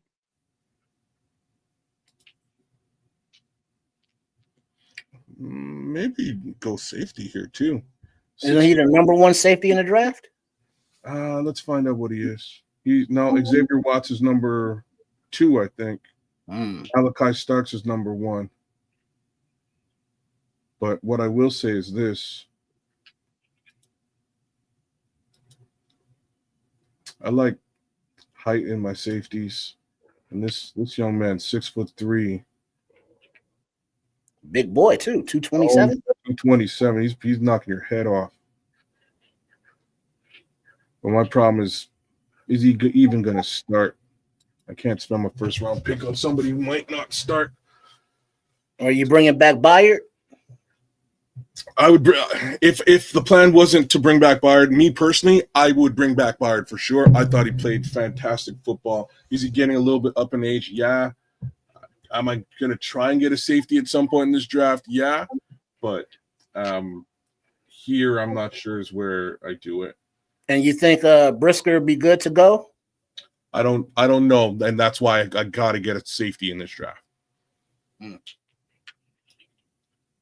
just don't know. But my opinion is, if he is good to go, the safety I get can sit a little while, and that's fine. But this far up in the draft, I got to get somebody who's going to start and play immediately. Like that Emeka Ibuka is not. Is that crazy? That's crazy. We just picked a freaking wide receiver last time around too. All right. Do I like Tyleik more than Walter Nolan? Let them know what you're thinking, man. What are you trying to do here? Smaller one. Talk it out. You got to talk it out. Well, Kenneth Grant. Bigger. What you looking for? Like what are you prioritizing here? I'm just looking. First of all, I'm looking at the board and what's available to me. Doesn't really matter where I go here. It doesn't. What I'm really looking for at this point is this seems to be a DT heavy situation, which actually means one of these guys is just going to fall into my lap in a minute as well. Damn. It's a weird position. It's a weird place for me to be at pick 27. I think I'm gonna take the safety. No, I can't take the safety because he won't play. Decisions. No. Forget it. Cam Williams is on. Is a Chicago? Got myself an offensive tackle in the first. 39. Like one of these guys was bound to drop. Let me just look at this offer. No. Neither one. All right, we're good. So two of those defensive tackles dropped. Walter Nolan is pretty decent, and so's Kenneth Grant. I think I'm going to take Kenneth Grant one time.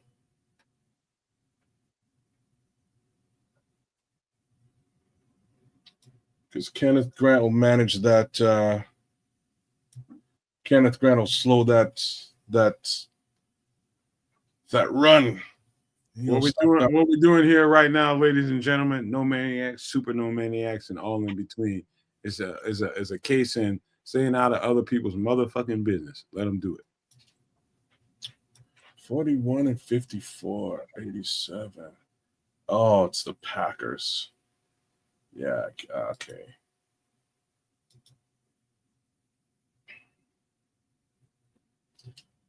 It's a good offer. Like, it's a good offer. I just can't because it's Green Bay. Who's Green Bay coming up here for?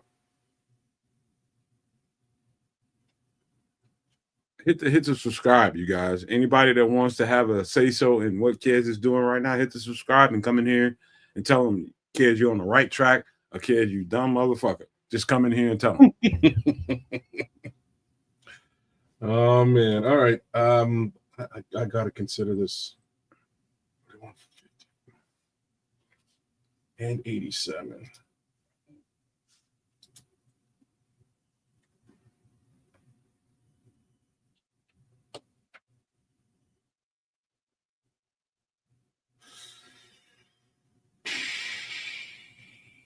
All right, I'm gonna trade with the Packers, yo. Believe that shit.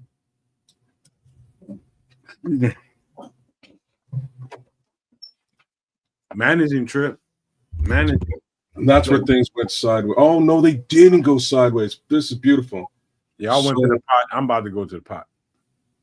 So I'm gonna pick up right here.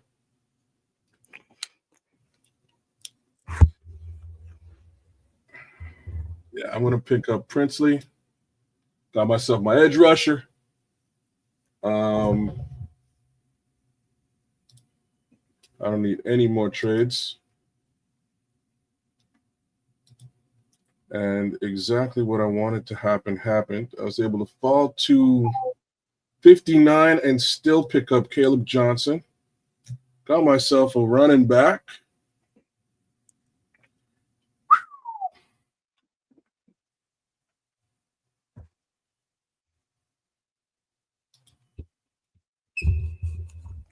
Yeah, don't need these trades. These trades are trash. Where are we at now? So, all right, cool. All right, cool.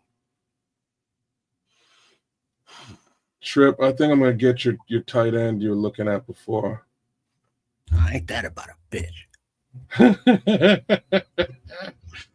The upside is I've got pick 76 coming up right now, too.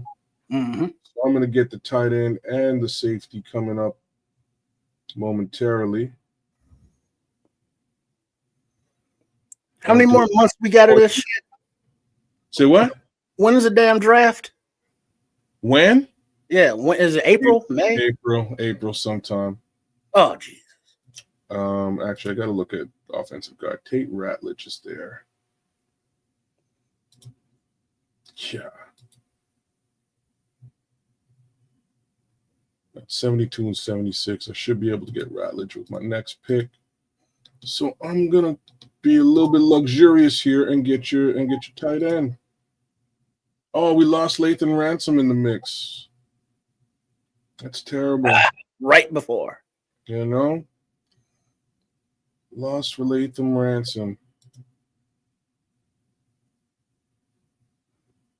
He's still 6'2". He's a big lad. You're right. So do I do this? Oh, I still have pick 87. Uh-oh. Ride it out. Throw the dice. Roll the dice. All right, we're going with the safety, and we hope to find Tate Ratledge. Yeah. This is beautiful. One spot. This is beautiful. Tate Ratledge.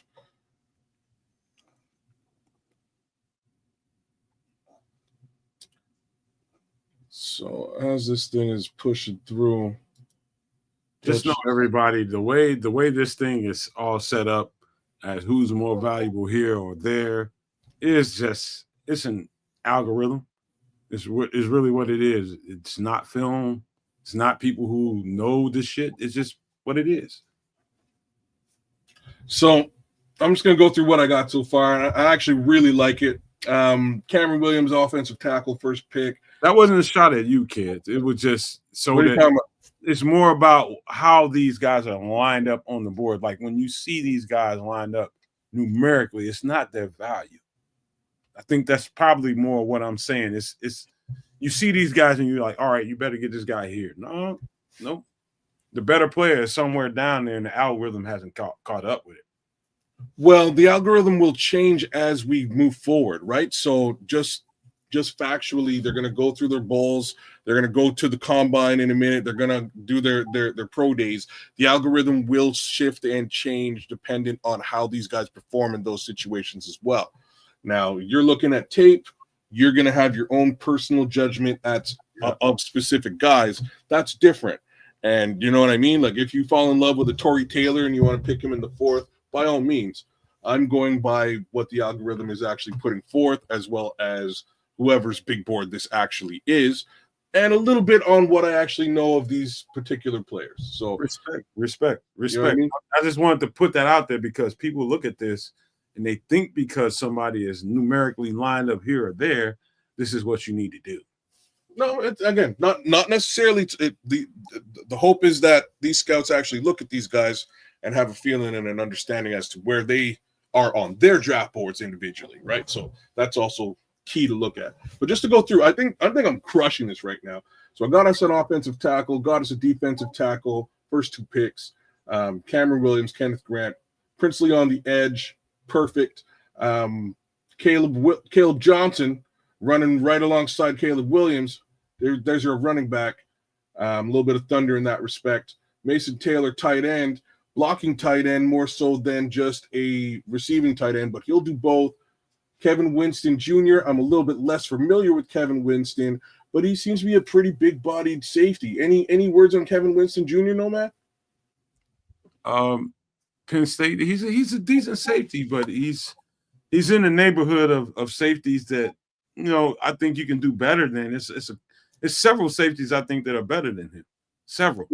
Fair enough. For the most part, those guys were gone. I missed out on look at your safety list. I missed out on Lathan Ransom already. I'll tell you who's a dog and who ain't in this list. Hold on, slow up. Jonas Sanker. There's Jonas Sanker. Jonas Sanker. That's his name. What about Malachi Moore? Over Malachi Moore. Okay. Well, I don't think I'm dipping into the safety market again now that I've got one. Rounding things out at pick 87 in the top 150. I got one more pick. Tate Ratledge at offensive guard. So I think I've hit most of the positions that are of need. What do we got now? I can be luxurious now, to be real with you. Maybe I get Jonas Sanker anyways, but fact is both of these safeties may wind up sitting. If that's what you want to do, I'm telling you, well, I think it's a better safety. You just do what you want to do.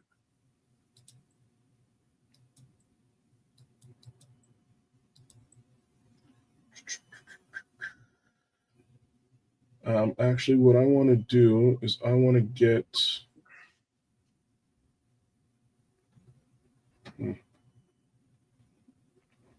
further back. All right, I want to get a guard here. Sorry, a center here. Neither of the centers I'd be targeting are available, unfortunately. Seth McLaughlin. Sarah McLaughlin. The arms of the angels. Arms of the angel. The fact that y'all know that shit. Bro, ask me, bro. Musically, I'm a crazy human being. You'd be surprised. And it was the commercial where the puppies and were hungry, And they're like, oh, not the hungry animals. You know about Sarah McLachlan. FFG, Andrew's Canadian. He's throwing shots. I'm just letting you It's know. like watching paint dry. I'm sorry, bro. I'm sorry. These guys can feel free to have conversations while I'm running through this. Nick Nash. Any of these wide receivers of interest? To me? Yeah. All right. Go down. Fucking right, Aunt Moss. Keep going.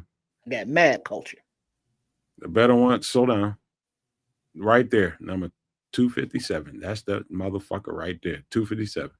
Keandre Lambert Smith. That's that motherfucker. All right, I can get him 3 picks from now. Running back. Oh, okay.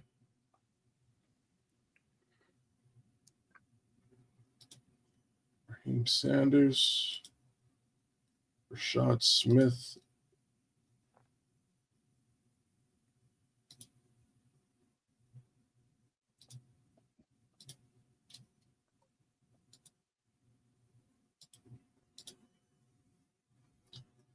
Take your guy LeQuint. This is just luxury now. And so I'm at 149. Do I need anything? This one's easy. ETH, running back, tight end. What's easy? As in which running back I should take? Oh, yeah. What, who, Rashad? No. The first one on the board. Damian Martinez. Oh, I already got Thunder, though. you probably made the wrong draft pick, but that's not my point. You looking for lightning? Caleb Johnson. Bashard. Thunder. If you already got Thunder, get I already lightning. got Thunder. I need lightning. That's Bashard Smith. That's what I thought. So why not? We'll get some lightning there, too.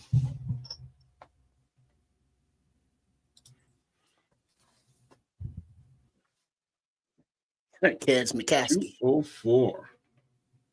So we don't need none of that.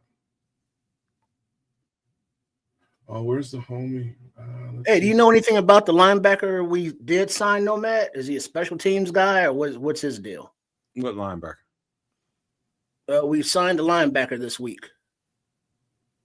Was it this week or last week? What's today? Wednesday? Yeah. Fuck if I know. Mm, It was recent.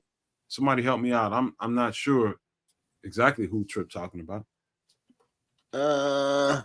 He was from another team, obviously. Oh, you talking about the linebacker from Kansas City, the special teams guy? Yeah, him. That's what you're talking. Oh, yeah, he's a special teamer.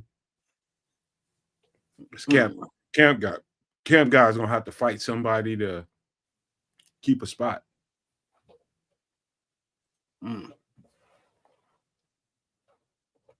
Why not? Oh, Mr. Charles talking shit, bro. What's he saying? No, I didn't, Minister Charles. I got two, bro. I got two, bro. I'm good. Talk your shit. I'm good. Real talk. I can go with a linebacker. I'm in luxury town now. Wait till you see. But if you're crying about offensive line, who cares? Let me get you an offensive guy here too. I can get you Carson Vincent. This is good stuff, man. This is just good content. Great draft. Keep us going. You know what I mean? This is another awesome. one to go. The Bears got a tendency to complain about everything, and we're giving you guys great content on a goddamn Wednesday night with 3 hours and 18 minutes of content. Come on now. Okay, so any of these linebackers of interest? Imagine I'm saying that. Yeah, hold on, slow up. There's a linebacker. Is Chris Paul Jr. there? Did I pass Chris Paul? No, so if he's not there, go back up. Oh, this one is a good one because I think there's some good linebackers right here in this position. Some really good ones. The best one, in my opinion, go back up to the top.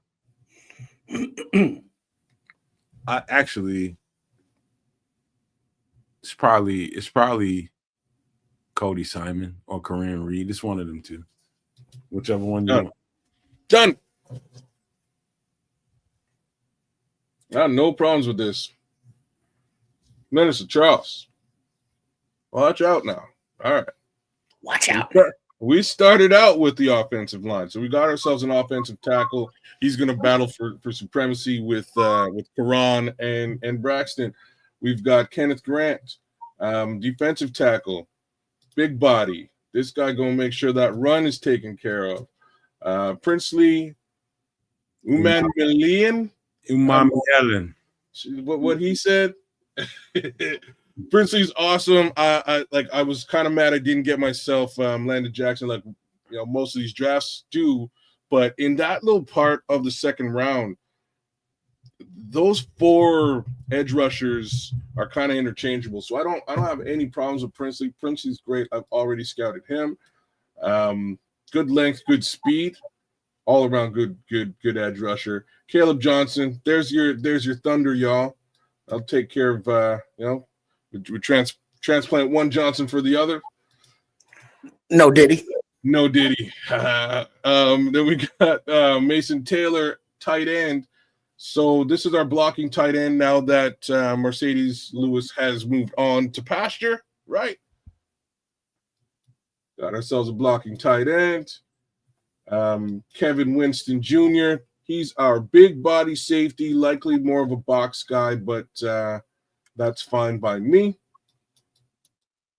Elite playmaking ability, excelling in pursuit, tracking, and tackling. I'm with it. I'm with all of them things. Tate Ratledge, offensive guard, 6'6", 320 pounds. Now y'all got a guard, right? So the interior's been taken care of. The exterior's been taken care of. These two line up right beside each other on the left. And next up, we've got ourselves some lightning. Rashard Smith, 5'9", 195. Basically built like Bucky Irving. Quick little comp. Outside of that, 204, 6'6", Carson Vincent, a little bit of additional developmental love at that tackle position. And rounding it out, Kedz, who's been crying about not picking a linebackers in luxury town, goes out and he gets himself some Cody Simon love towards the end of the draft. Henderson went just before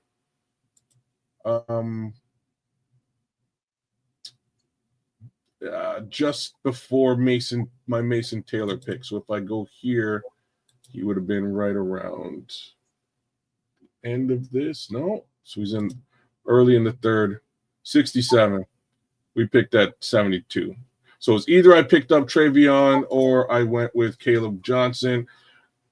Under normal pretenses, I would be leaning towards Travion. But in this case, I really thought that, we're going to be paying DeAndre Swift anyways. He's going to be on the team, get that thunder, and get the lightning a little bit later in the draft.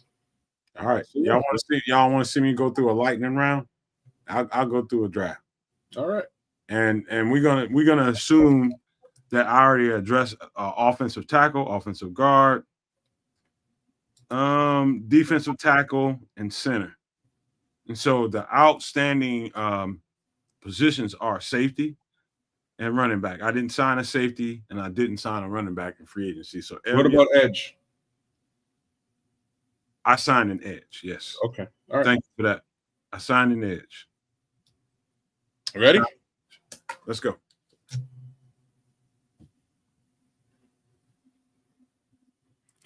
First of all, let me see who came off the board. So off the board, Cam Ward, Tet McMillan, Travis Hunter, Abdul Carter, Will Campbell, Shadur Sanders, Mason Graham, Will Johnson, Malachi Starks, in that order. Okay, let me look at offensive tackle.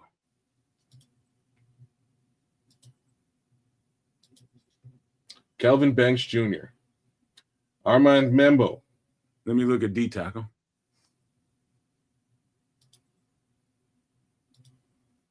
Derek Harmon, Tyleek Williams.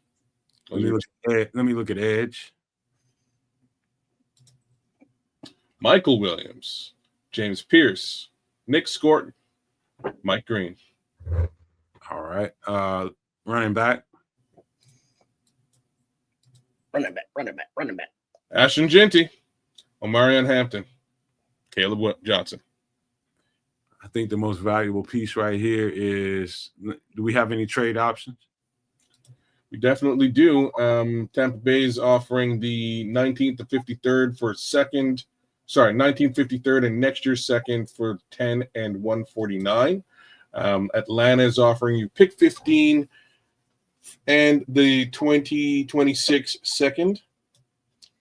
You got a bunch of pick offers. Arizona, pick 16, pick 47. You're also going to have to dump pick 149 as well. And probably the best one, in my opinion, is Seattle. Pick 18, pick 50. Straight up off the top. Go ahead and take that one. Take this one. Yep. Boom. Would you looky there? 34 and 65. Take it. Well, hold on. Slow down. Let me just show you what's. Shit, I know what I want. Well, you don't want to see this? Nope. I guess it is the Detroit Lions. So this is what you want. That's what I want. Now we can start picking, start rejecting. All right. Sorry. All right. Let's look at all. Best player on the board. Is that all or is that safeties? This is all. This is all. That's all. Yeah. Just means nobody needed a safety. Let's look at OT. Let's look at offensive tackle. Yes, sir. Ariante Ursary, Josh Connerly Jr., Jonas Savainea, Gray Zabel. Let's look at D tackle. There you go. Deion Walker, TJ Sanders, Alfred Collins. Oh, Edge. Kind of far back. Let's look at Edge. Man, these D tackles went. Edge, you got Jack Sawyer, Donovan. I know what to do. Take Jake Jonah, Savannah at tackle. You can play him at tackle or guard.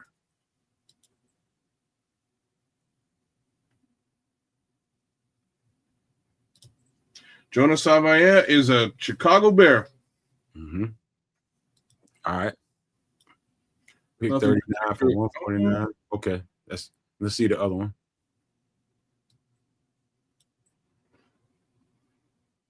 They're trying to okay. Just ignore those picks. All right. We just got Jonah. Look at D tackle.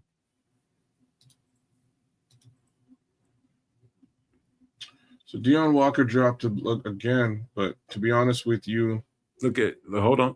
I know. Just look at center. Let's see who's on the board. Take Jarrett Wilson right here. At pick 39? Take Jarrett Wilson. You sure about that? You want to look at some more? Look at the edge rushers. I'm just saying you can pick him up maybe three. I'm looking at quality. I'm not worrying about how the fuck they wind up. I know what I'm looking at. The only downside to that is just that you may be giving up quality that's available now. Okay, look at D tackle. So Deion Walker is probably your major target here, 6'7", 340. Look at edge rusher. Edge, you got a good list of edges here. This is the sweet spot for edge. Brandon Jackson, JT, Princely. JT's taken at pick number 39. You've now moved down to pick 41, 2 picks later. Couple of trade offers, but I think they're both kind of raw. Hold up. You want to see this one here? Let me look at the first one.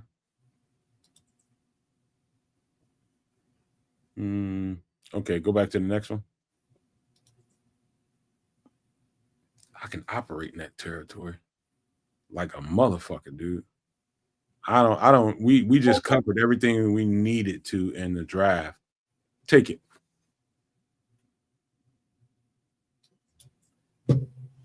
All right. So you traded out of that pick. You're now at pick number 50. Just reject, and we're going to draft now. I can get what I need. I can get what we need. All right. So we got a tackle guard. We got a edge rusher. We definitely need to get a D tackle now, or a center.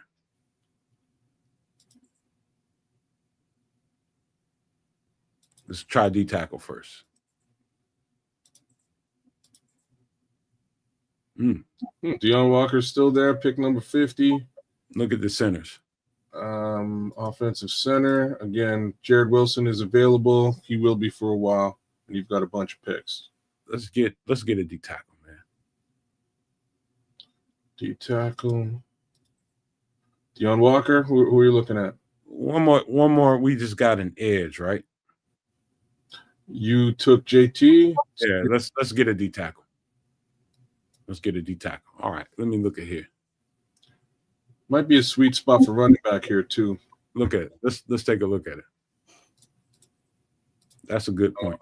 Running back. Marion Hampton is dropped quite a bit. He usually flies off the board. Getting him at pick 50 is it's a bit of a steal.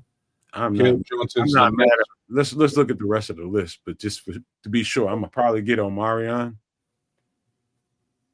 Well, Quinshawn, Travion, Caleb Johnson are all there. Camp Scatterboo's there. Fuck it. Scoop Notre Dame. I mean North Carolina or Marion. Do it. Yep. There's your running back. Got pick 65 now. Wait a minute, go back. Yeah, that wasn't a terrible trade. So you go back six positions, you get a third as opposed to a fifth next year. I need something right now. Fuck him. Okay. Oh, Travion fell all the way this far. Actually, no, this is where he is. Cool. So let me look at my guys. My picks. So your picks thus far, you got yourself an offensive tackle, Big Jonah. Got yourself an edge rusher, Big JT. And running back, Omarion Hampton. So what now? Trenches. We got to go back to the trenches. Back to the trenches. I'm with it. So D tackle. Look at the offensive lineman. Look at offensive tackle.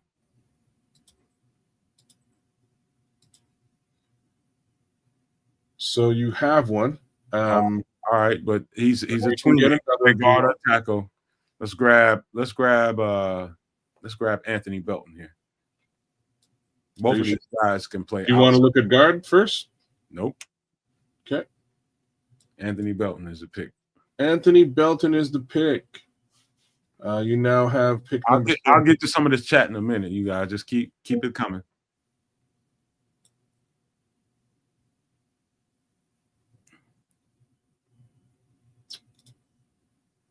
Were you interested in either one of these picks, these trades? Let me see. Go back 14 spots to get a third for a 6th rounder. Go up 15 spots for a 3rd rounder for a 7th. I don't need no futures. Fair enough. All right, let's look at all right here. Boom. Good old Harold Fanning Jr. Nobody wants a tight end. We do need a tight end. We have not drafted a tech or a nose guard. You are correct. So go to defensive tackle. TJ Sanders, 284, 6'3", sounds like a 3-tech to me. Alfred Collins, 6'5", 313. TJ. Say TJ? Yep. Scoop. What do you want to do here? Scoop his ass. Get TJ? Yep. There's a 3-tech. Right about here, I want to try to get my safety.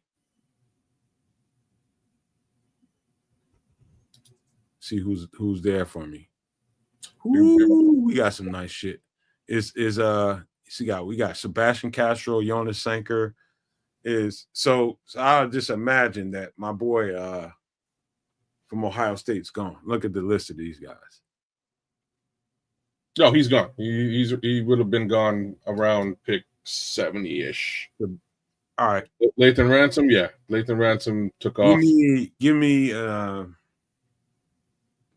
I think Jonas Sanker is the better man corner in this defense. If we were still in Fluce's defense, I'd go Sebastian Castro 110% or Hunter Wohler.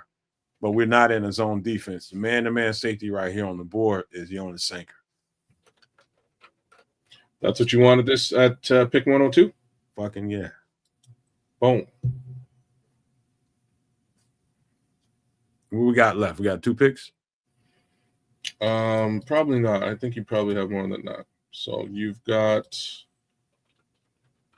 119, 142, 149, 204, 235. We got Thunder. Let's get Lightning. A ton. And then we go back in the trenches.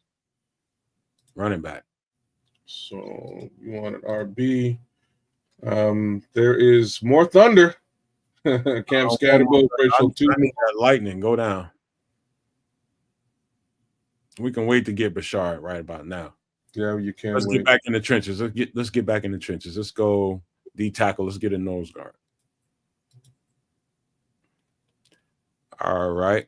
Ooh, Darius Alexander's too hard to pass up right here. Oh, so hard cross 3 is a 3 tech. Okay. Get Darius Alexander right here. You sure? He I'm looks sure. a little bit small. I'm sure. 6'3", 304. We can work with that. Okay. There is your nose. How we getting our Lightning? Running back. And then, you know what? Look at receiver first.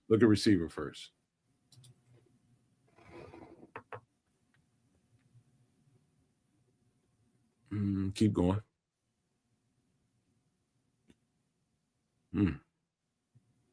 Save Keandre Lambert Smith for later, but let's go back to our running backs. Can we get grab Bashard? Bashard is a Chicago Bear. You're at pick 149. Now we're gonna get our receiver, KLS. Lambert Smith from receiver.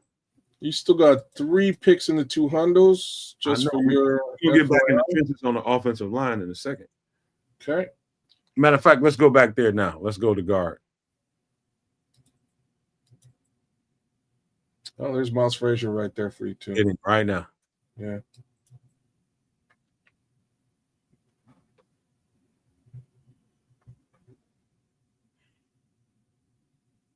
We already got our center. Let's double this. Let's double this up. How many picks we got left? You didn't get a center, Doc. So you got. We didn't get the center? No, you got an offensive tackle. You got an edge, running back, offensive tackle, DT, safety, DT. I know what to do. Running back, offensive guard.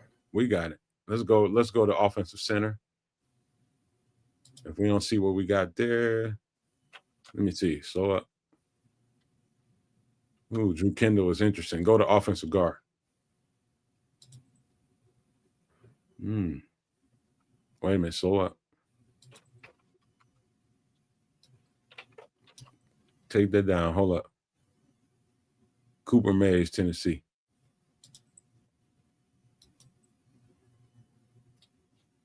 Draft him.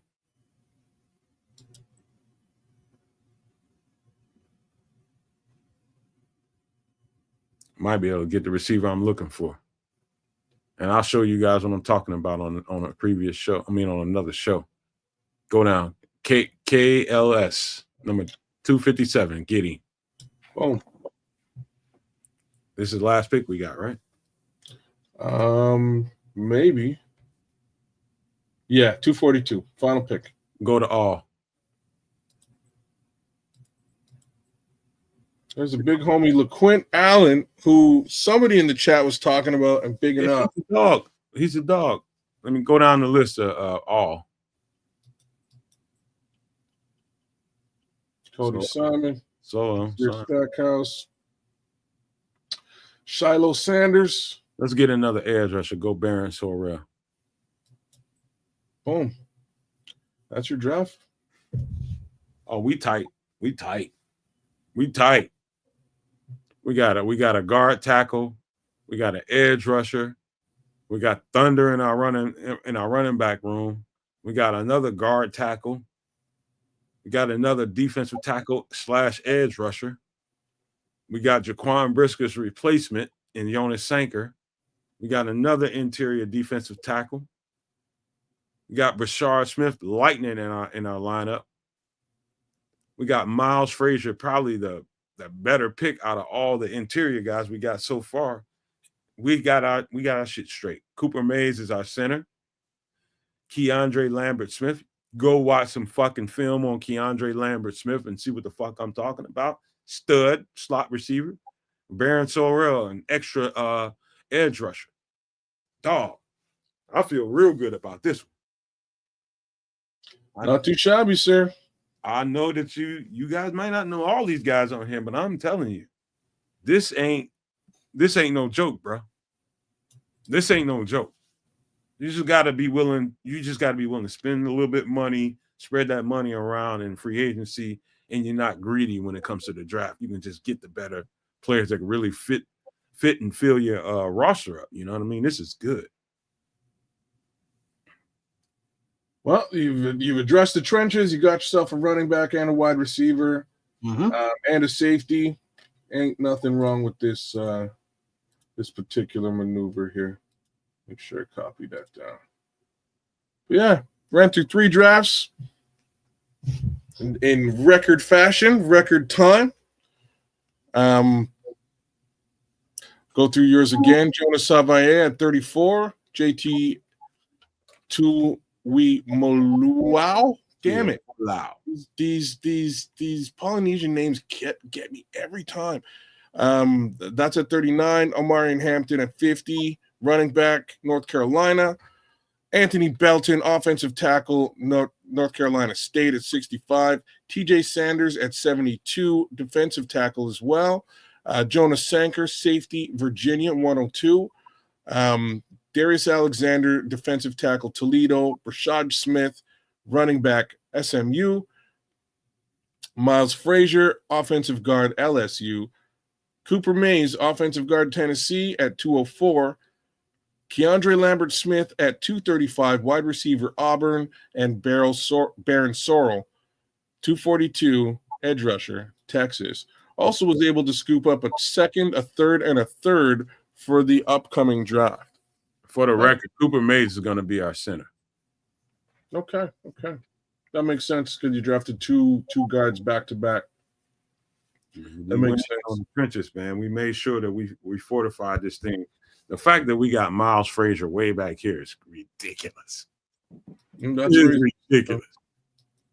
He's listed at 165, but he's a player, man. He's a player. This is a good spot.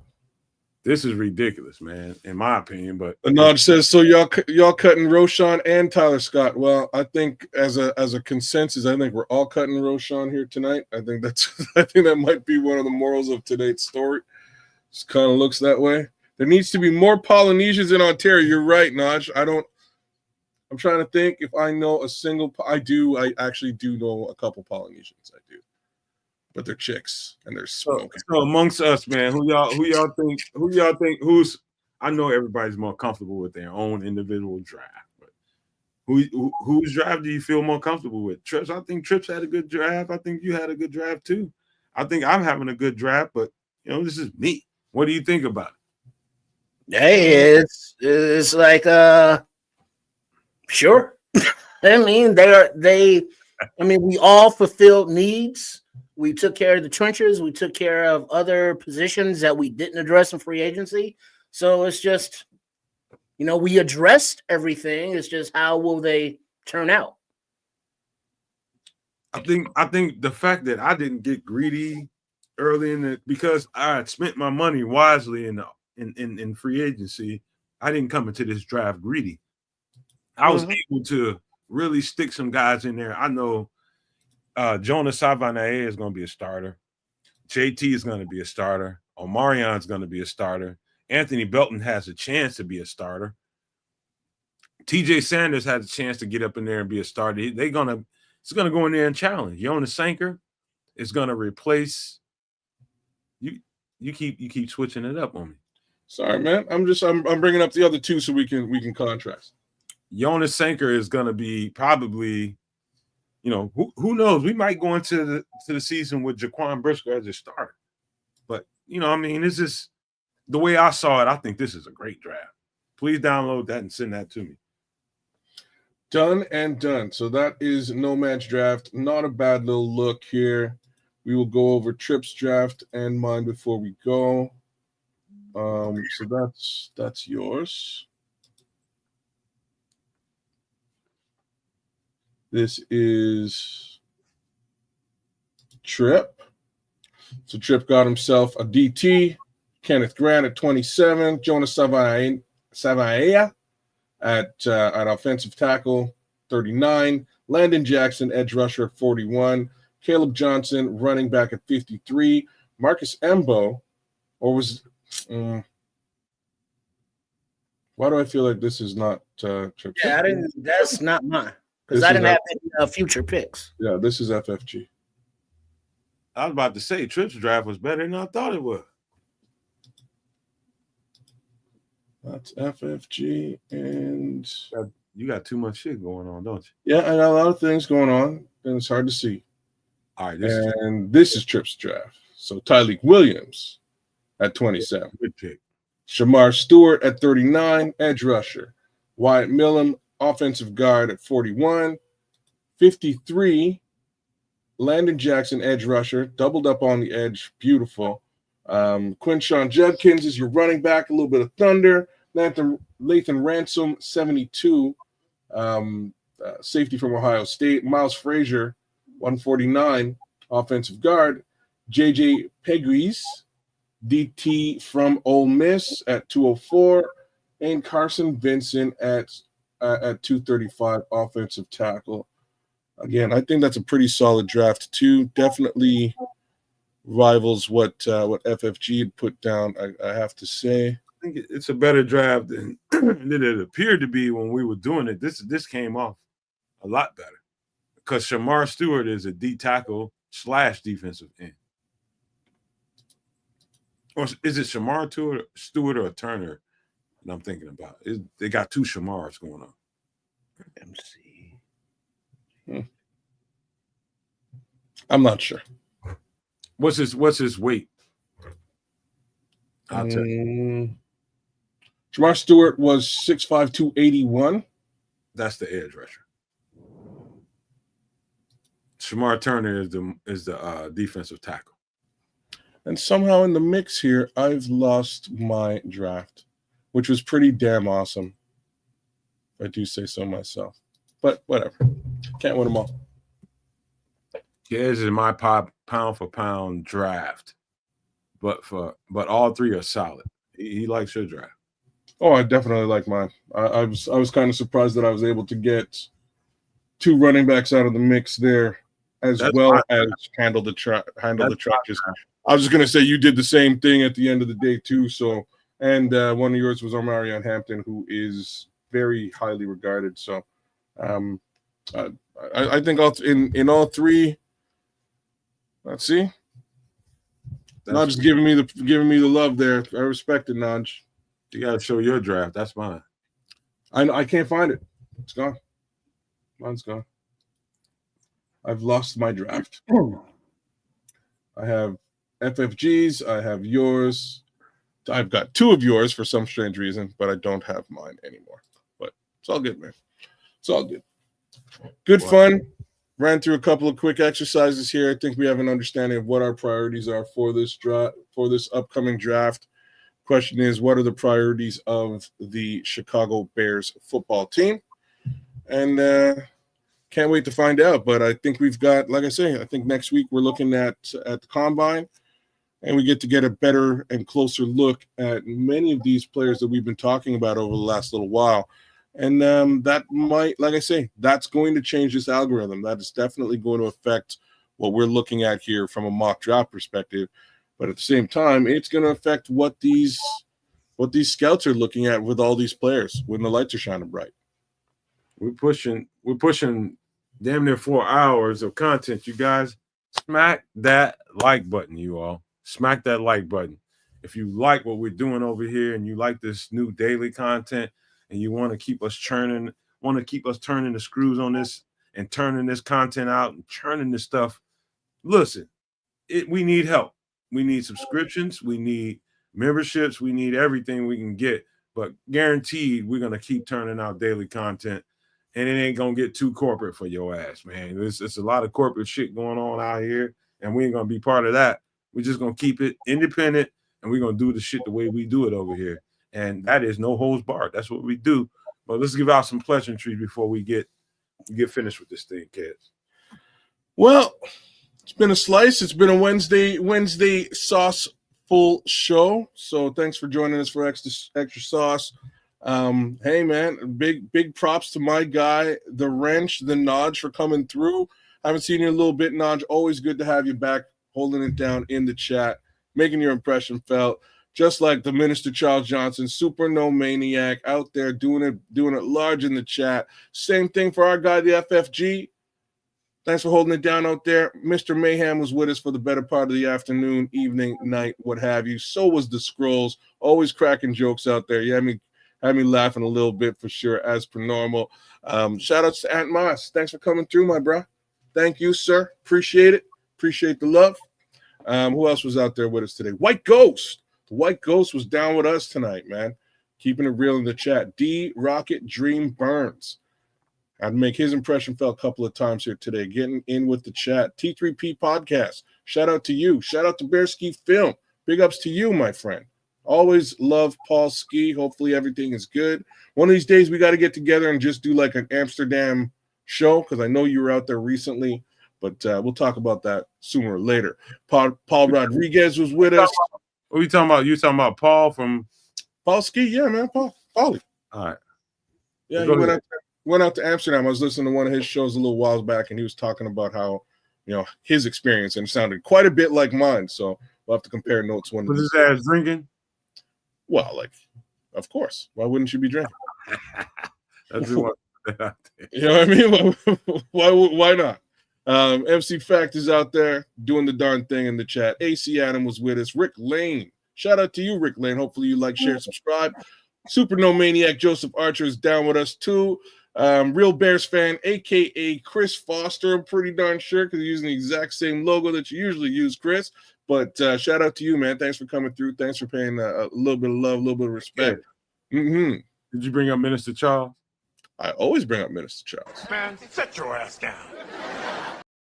Mr. Charles is buck ass wild in this chat tonight, man. He's always buck wild, man. That's why we love Minister Charles, bro. That's why we love him. That's why we do love him. Shout out to Sophisticated Thoughts. Big ups to you, Alex Machado. Shout out to you as well. Sorry we got a little political early in the show, but you stuck around for the non-political stuff as per normal. So we got through all that. I would give exacting payment a shout, except you are a bot.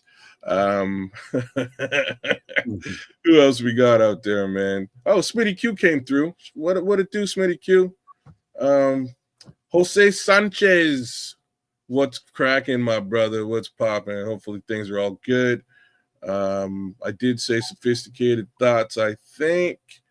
FFG, I definitely said you. Anyone else I'm really missing? Marco King from earlier. Mo Fugra jumped in. Shout out to Super No Maniac Mo. What's good, bro? What's good? I did say Paul. Anyone else I'm missing here? I think that basically rounds us out for the evening. Oh, Osama bin Johnson. Gotta love that. Gotta love that. That's awesome. And Marlon Johnson, too. I think that rounds it out for all y'all. Hey, man, thanks for hanging out with us for another Wednesday night special extra sauce. These drafts worked out pretty well. I think mine was the best, but I'm pretty sure Trip thinks his is the best. Yeah, and same with Nomad. He definitely thinks his is the best. Hence the finger on the trigger there. Triple R. Yeah, big up to Nomad, to Kedz, to the dude, and all of the aforementioned No Maniacs. Much love. Thanks for hanging out with us, and appreciate that, everybody that commented was mature and open to having conversations as we were talking about things other than the Bears. And while talking about the Bears, everybody's, piqued interest. And it's like, what would you do? What would you do? What would I do? We're in that time of the year where we can only speculate about things coming up and see what really happens. So make sure that you all check out my channel, Sports Chicago Style. Give it a sub if you so desire. Check out the video recipes from Chef Trips, and Trip does his workout blog, and we're almost done editing with Coach Tripping and Trip, the self-defense exercise thing. So keep watch, keep the support up, and thanks for all those who have subscribed, who comment all the time, who show the love and support. Much appreciated.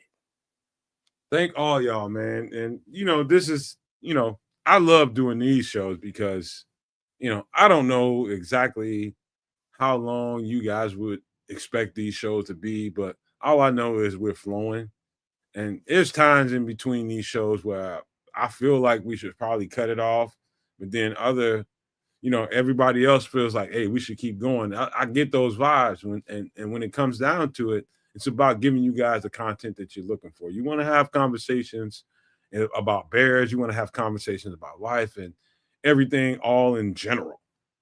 This is the kind of show you want to come to because you never know what gets poked out here. Tonight we had some conversations about, what should we do with money as far as the Bears go. We had conversations about what should you do about bullying? How personal is it? You know what I mean? We had conversations about Aaron Rodgers coming here and being a backup quarterback. How many podcasts have you gone to today, just today, and had these amounts of conversation? I mean, come on now. This is what we do over here. We have these conversations, and no matter how it comes off and how the conversation turns out, we have the conversations, right?